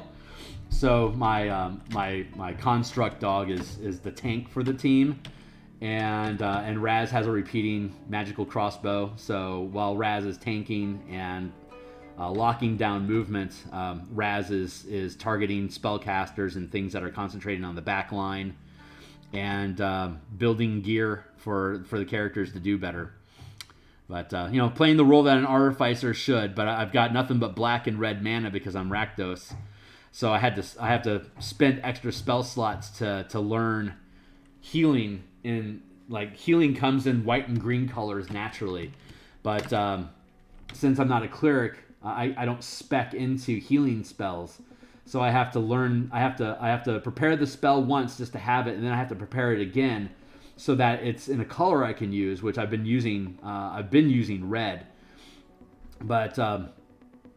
Most of my stuff is most of the spells I'm using right now is red. I've got some black energy, but almost all of it is red. So I've been pouring more and more spell prep into keeping my palette as red as possible so that I can make the best use of my color pool.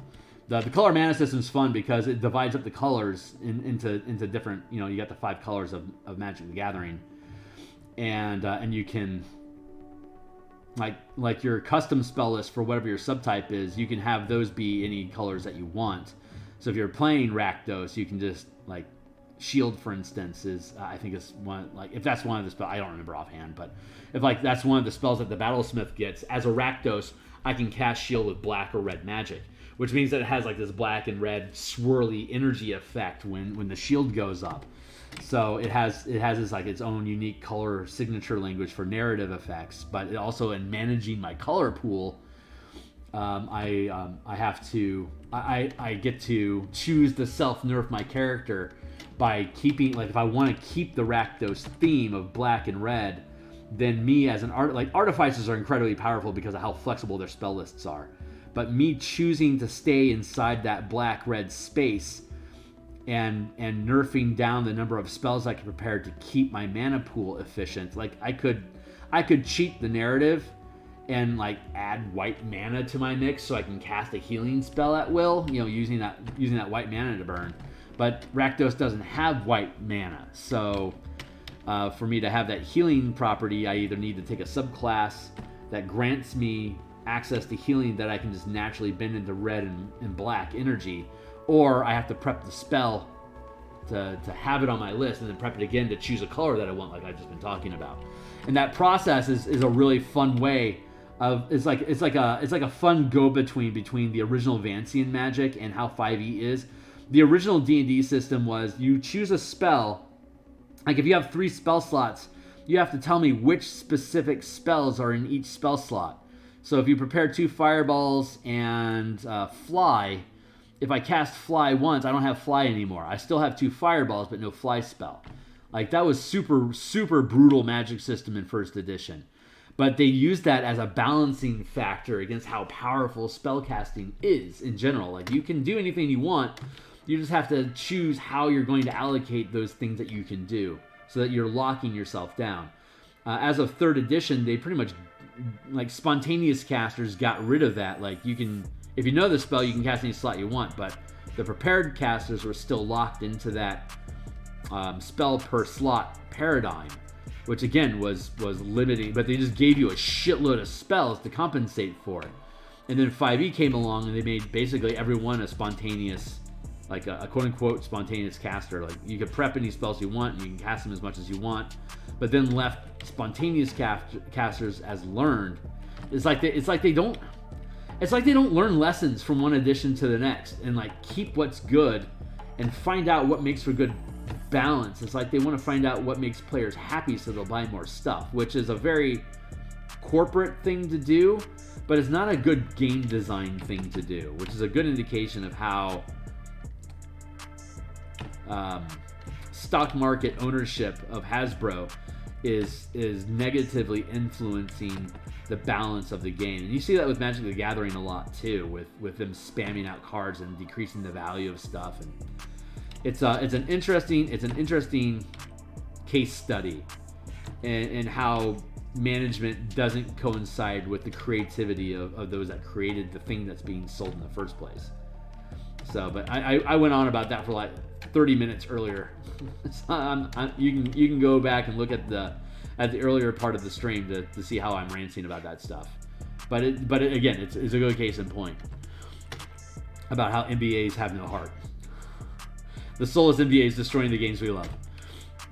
But the point is that the color mana system, depending on how you choose to use it, like if you're actually using spell points, is a really fun way to go back to that first edition of committing yourself. Like, you can, like, whenever you take a short rest, you can change all the colors of any mana that remains for the day.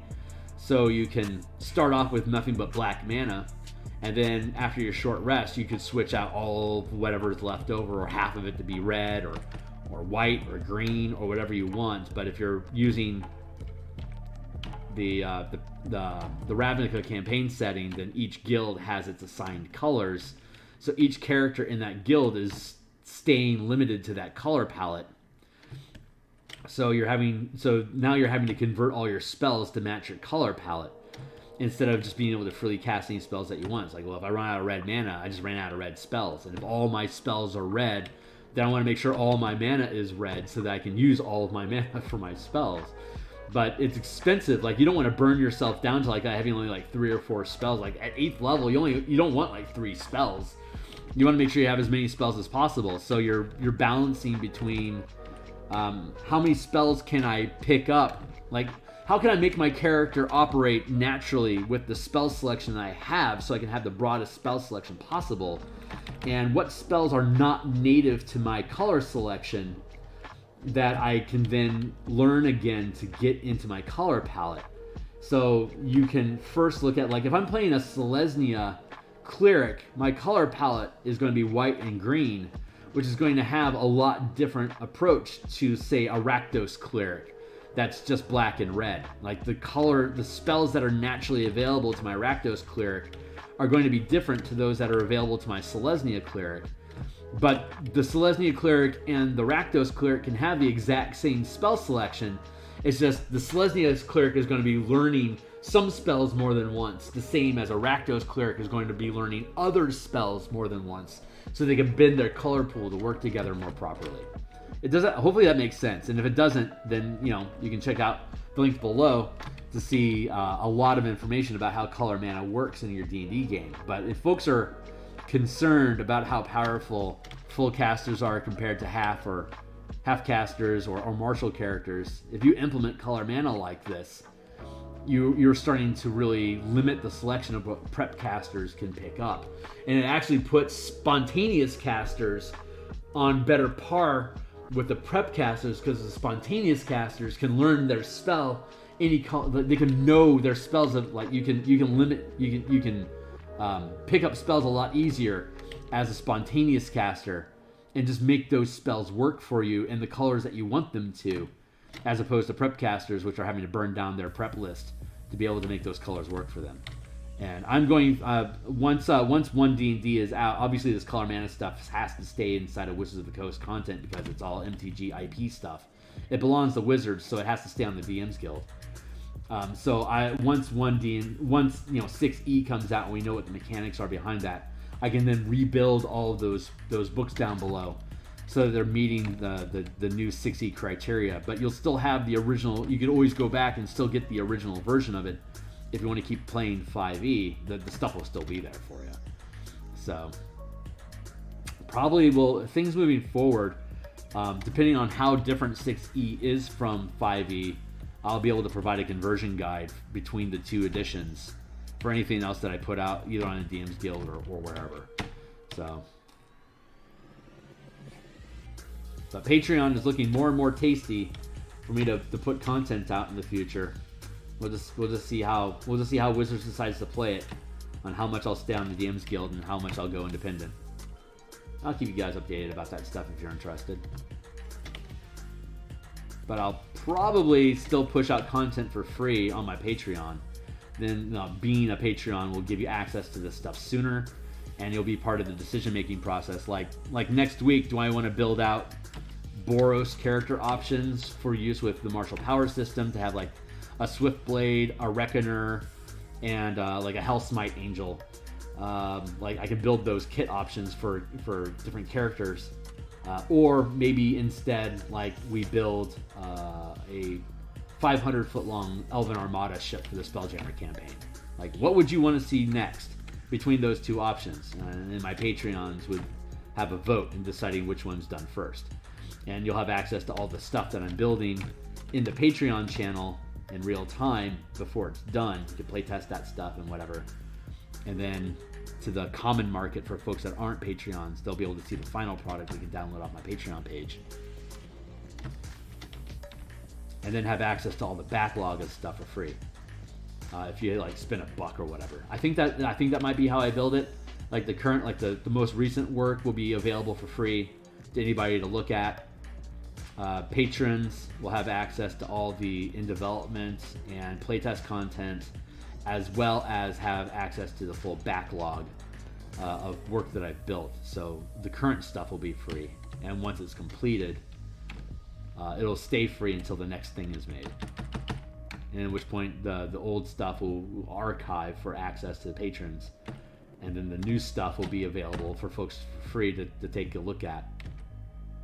I think that's a good way of doing it. I think I'll be able to do that. And then of course everything on the DMsGuild will remain 100% preview, because those are flagships that I want people to be able to invest into, because all the stuff I'll be building on Patreon and side projects will lean into those DMsGuild published mechanics, so that the DMsGuild continues to get their piece, like OBS gets their piece, Wizards gets their piece off the core concepts, but then I can riff forever off of my own Patreon page.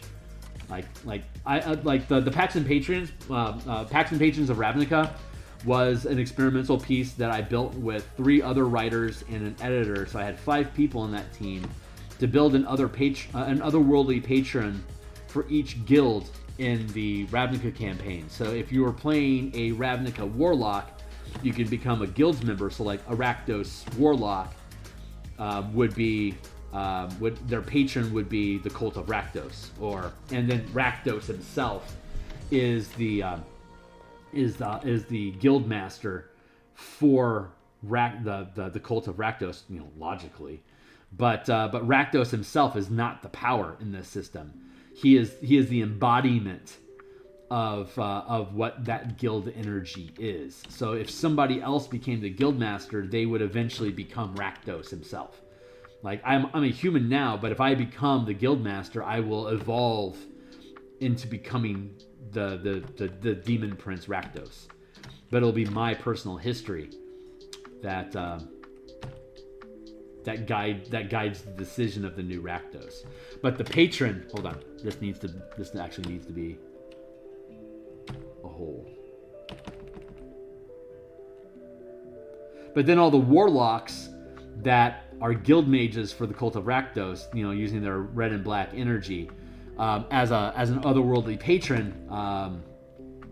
The cool thing there is that we have this table that you can roll on how the cult magic speaks to your character. Like text can appear on a wall, or like you can overhear a conversation, and the only words that you can pick out of that conversation as people walk by you on the street is a continuous stream of messages from the cult's magic saying, kill this person, or whatever it is, or whatever it guides you to do. You can, like, there's like a D10 list of how the cult communicates to your character directly, that you can as a DM use those tools to continuously interact with those warlock characters. But that was a fun project, and so each warlock patron has its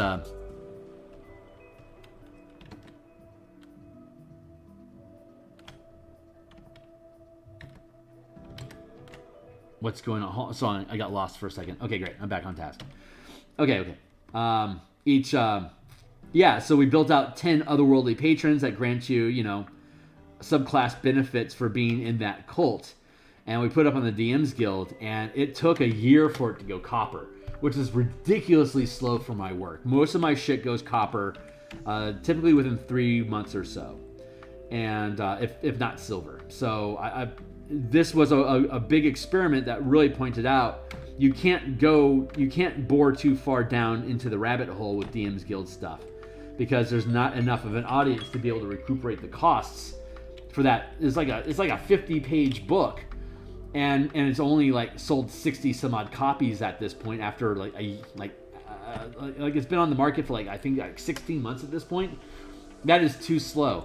I cannot hire a team and guarantee them money if that's how long it takes. Like if I'm going to build like a Boros Guild book, like no one's going to fucking buy it. That's too slow. But that's cool stuff for me to put up on my Patreon. It's like, hey, do you want me to build Boros or Rakdos this month? I was like, yeah, build Rakdos. It's like, great. We're building Rakdos. And when we're done with that, do you guys want Boros or do you want Spelljammer stuff? It's like, no, we want Spelljammer stuff. It's like, great. Glad I didn't invest any time on Boros, because none of my fans want it. So, like, that's a good thing to use Patreon for. Like, super small niche design bits like that I can't afford to guess people. Like DM's Guild, you're guessing people want the thing that you're going to publish there. And if you're wrong, then it doesn't make any money. It doesn't get any sales. Like the Theurgy ability check casting product that I built with Eric's and Ryan Langer. It only has it is by far the slowest selling work that I've produced. It only has like maybe 36 sales after a year. Like, it is the worst product, but I just like wanted to build this thing and put it on the DM's Guild. But I pulled people into the project, and they didn't make any money for the effort that they put into it. They believed in the project and they thought it was cool and they were happy to participate. But as a project lead, I have not fulfilled my end of duties on that project and making sure they get paid, because they're getting a percentage of what it was. So like, a lot of times I just pay people cash. It's like, I don't know if this thing's going to land or not, and it could take like 3 years for me to recover any expenses on it. But that also means that my producers aren't going to make any money for 3 years either. Maybe it's just better for me to pay out their percent. Like, silver is 100 sales. So like, and if you're going to get like, say, $2 per sale, maybe it's better that I just give you 600, like I give you 200 or 400 bucks up front to get your work done, so that so I can guarantee you as one of my team members got fed. And I, as the producer, as the publisher, I'll get my money back on the back end eventually. So that's something that I'm having to balance between, which is something that makes Kickstarter really compelling, to make sure that I can guarantee the money for the team. But again, I have to be able to build up enough momentum as a content producer to guarantee that those Kickstarters will execute, so I can get a team on board with me, and they know that they're going to get paid because my Kickstarters are successful. Like, which is why I keep putting things on DM's Guild, because it's things that you can look at for free and see the quality there. Is like, yeah, by the way, I'm doing a Kickstarter project. If you want to see more content like this, support my Kick. And, you know, Bob's your uncle. So Tyler's saying he's playing a battle. Oh yeah, that Ferryman Bounty Hunter. I love that. Yeah, DM's Guild is my portfolio for Kickstarter. Exactly. And I don't mind how many losses I have to take in the this is not supposed to be an obstacle. Exactly. The DM's Guild is my portfolio for Kickstarter projects. If I'm willing to do these things on my own without any upfront funding, if you're willing to give me money, I can guarantee you the same level of quality, if not better. Like if I got paid, like if I ended up pocketing just for myself like $20,000 to produce art, whew, oh my god, oh, the art I would make.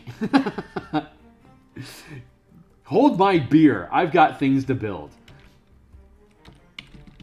Like, I that is exciting. And then to have people jump on and it's like, I invested at the $100 level. Here's the half-page piece of art I want you to create. It's like, great, you're my art director. You've purchased the right to be my art director for this particular piece. What do you want? You know, within reason, within things I'm willing to do. No weird stuff.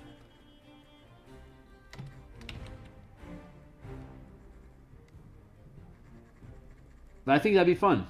I think that'd be really, really fun. I'm looking forward to getting to that point. That is an incredibly slow grind build-up. And, you know, like DM's Guild, you can kickstart art for DM's Guild, but you can't kickstart DM's Guild stuff itself.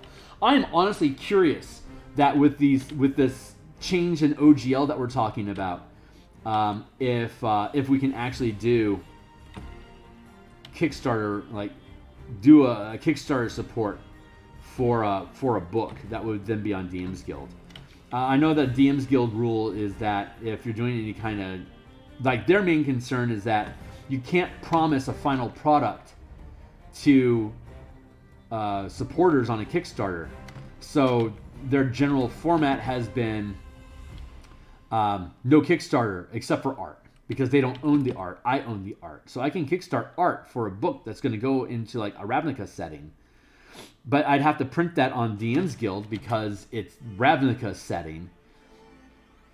But if I'm going to make it 100% preview anyway, I may be able to get to the point where it's like, hey, I want to do a book. I want to do a Cult of Rakdos book. And I want to I'll have at least 20 illustrations in it. So if you want to back me, I will send you all the art. And you can use all the art as stock art for your own stuff. And if you're at this level tier, I'll actually send all the artwork to you as postcards. And I will send you a postcard with a thank you letter on the back of each. And I can like write stuff about what the illustration is on the front. So if you want to give me, say $100, then I will send you a postcard of each of the pieces, and I will personally sign the back of each of them. And like I'll have like maybe 10 people that can be at that level. So if that's only 1,000 postcards I'd have to sign and send off to people. And I just put it in the mail. Like, here goes your postcard.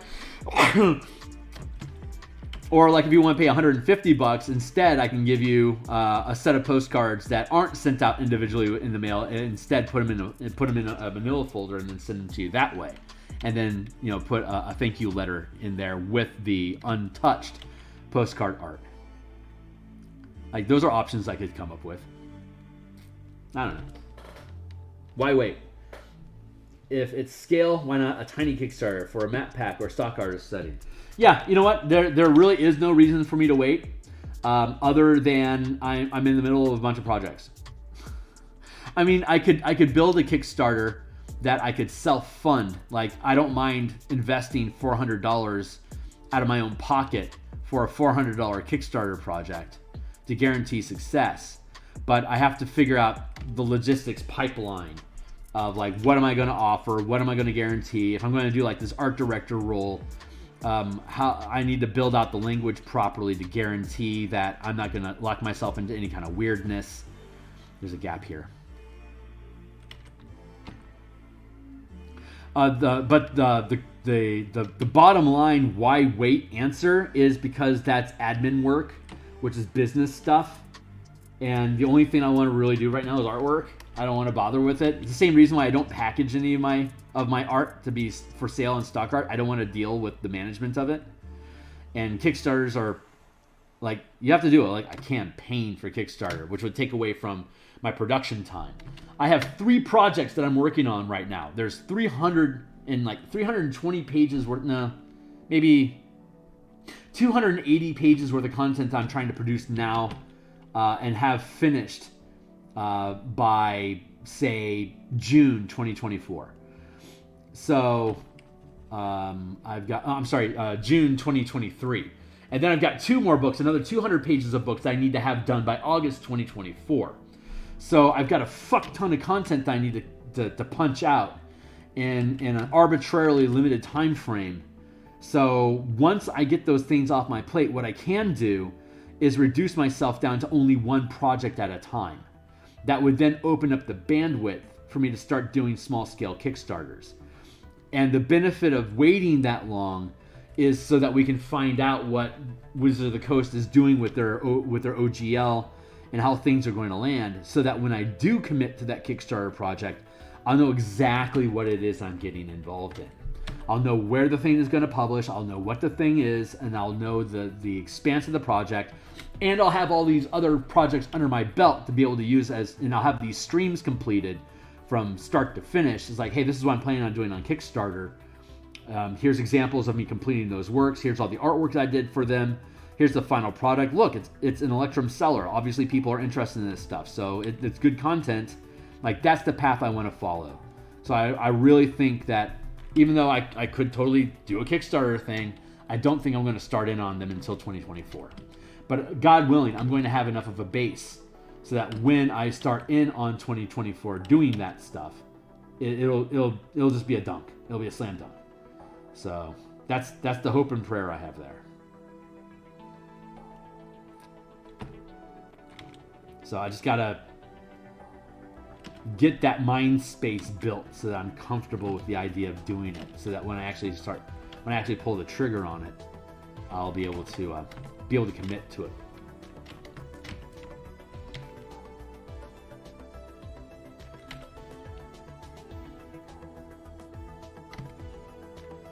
Sorry, I'm looking at stuff This is the line art on this feels a little weird. Like it's not a complete thought. Yeah, let's just commit to it. We'll figure it out. If we have to fix the line art in the back end, we can fix the line art in the back end. That's actually pretty easy to do. But yeah, that's the idea. That's the thought process behind that. I don't want to rush into anything with this, because if I spook my muse, she'll disappear, and then I can't be productive. So she has first preference and first rights on everything that I'm doing right now, and all she wants me to do is finish these projects. So I have to respect that. But yes, I will absolutely get into those small scale things, like where it'll be like a $500 project, and if no one buys it, I can at least throw $500 out of my own pocket to guarantee that it lands. So I have a successful Kickstarter project under my belt, and I'm just going to build the thing anyway. So if you don't end up supporting me, I'll end up getting my $500 back in the end. But yeah, that is a very safe way for me to do it. I just need to make sure that before I start doing those projects, that I'm building in that bandwidth to be able to have that marketing time to promote the things, to make sure that it is successful and to get people on board with it. And again, to make sure that my heart's in a good place where I'm going to be okay with giving up however much control over the actual final product to the patrons that are willing to make those purchases to get the thing done. So we'll see. It'll happen. It will happen. It's just not this instant. Just want to slow makes smooth, smooth makes fast. Once I have a smooth workflow process to do these things, it'll be easy for me to punch out one after the next. And then when we know what licensing stuff is supposed to be, I'll know what I can start designing more stuff for. Like whether I stay in on the 6E stuff for like the in-command campaign concepts, or if I leave that stuff and build my own campaign setting, I'll know how I can build it. I'll know who I can build it with, or if I have to build my own thing, or like blah, blah, blah, blah, blah licensing.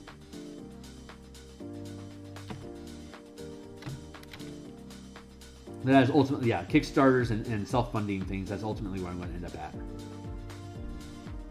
But I don't have shit for an audience yet. So once I actually have an audience, hopefully through the next 2 years of doing this work, I'll build up enough people that believe in what I do that I'll be able to successfully build those things. And now I would start to be able to realistically look at, like, maybe I can quit my day job in 2024, like 2028, for instance.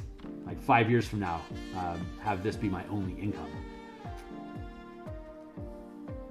That would be freaking amazing. Get a new $30,000 injection of cash every 3 or 4 months for me to be able to launch the next thing, to keep me working on, so that my day job is rotating between artwork, development, and cartography assets, and then also have like packaging time. It's like I can have a 2-hour block of time every day just to do packaging and corporate stuff, and then have another 6 hours a day where I can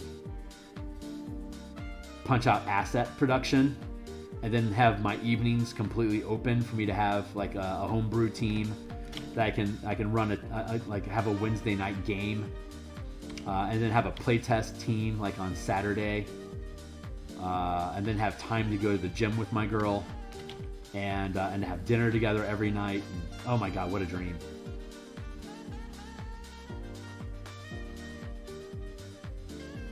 Or like get myself up to a point where I'm making $240,000 a year in pocket, so she can quit and she can be my bookkeeper instead of doing bookkeeper jobs for other people. It's like she could be my admin. Oh my God, that would be amazing. I'm so lucky to have found my gal and to have her in my life, that and that she believes in what I do so much that she is cool with me burning hours to do this stuff. Like, she believes in what I'm doing as much as I do. But her family is a bunch of painters too, so like she grew up around this type of stuff. Like this is like childhood memory comforting to her. So she's like, oh yeah, you're an artist. You go ahead and do what you need to do, man, because I'm on board with you. But she, you know, she runs her own business and she's got a day job and adds a shitload of stability into what we do as a team to be able to maintain our homes. But as a team, we're pretty damn good, and I'm really excited about that. Belle's the best. I love her.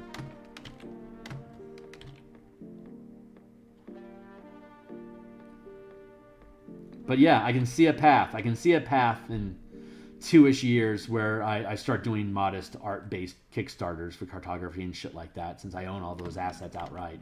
Well, right now I'm doing cartography for like this project is an Eberron thing, which I can send out independently as its own thing. But like the Light of Xeraxis stuff, that's Wizards IP, so I can't sell that art myself directly. It has to be part of the IP. But like the Scavernite artwork, that's its own thing I can do things with.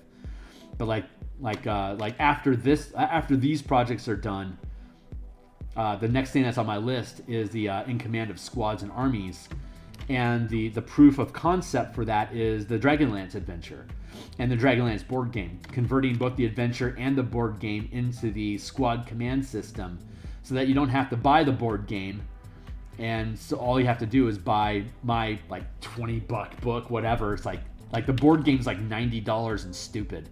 Or you could be smart and spend $20 on my thing. So all you need is the Dragonlance book for $50 and my conversion guide for $20, and you end up saving $70 in the process. Like that to me sounds like really good value. You should do that, and that's kind of how I'm going to market it. So, but that's all Wizards IP stuff. So, you know, again, give unto Caesar what is Caesar's. All those map assets I'll have to keep on the DMsGuild, and I can't really sell independently, but I can modify them after the fact and then sell them as individual art packs after I scrub out all the core IP stuff that's, you know,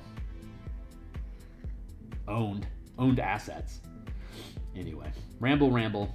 I'm hitting save here. That is okay. This is our basic topography, or our base our base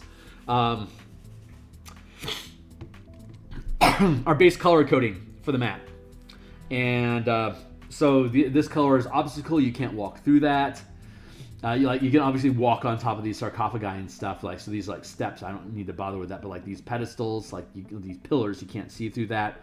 We have our water language and all the graves that are full of it. Our flagstone, which we'll have to start texturing and adding color to. So what I'm going to do right now, come over here. This is the darkest color we have for our flagstones. So I can do something like walls, flagstone.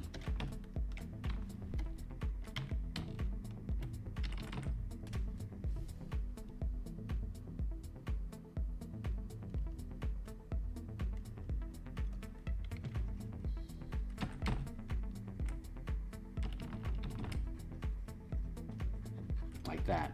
I can actually get rid of that line mark. I can just smudge over all this stuff, right? And then I can do that, and then I can select inverse, and then bloop. See, you got rid of all the line weight, all the color smudge on top of the gravel. But I can continue to manipulate this smudge space. So this is actually where we're at in the process, doing this smudgery. So I'm just going to smudge down these cobblestone, these flagstones, so they got that grittiness going to them, and then we'll clear off the extra stuff. But it is 11:26 here in Seattle. I got a date with an angel starting around 11:30, so I'm going to have to step off here in a few minutes. But I just wanted to demonstrate how this fade down works.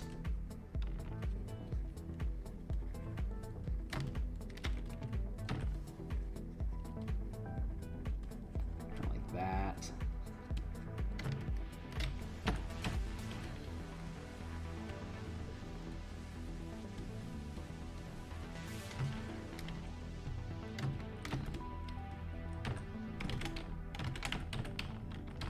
Oops. fix that. There we go. So I'm going to be logging off here in a few minutes. Just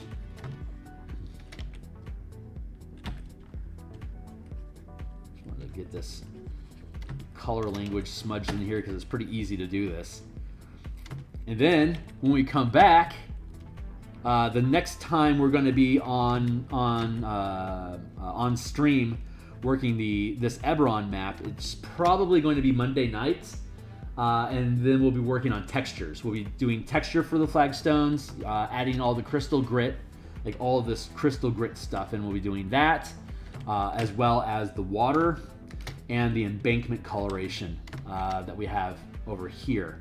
So I'm just taking a moment here to smudge down and age out these flagstones a bit,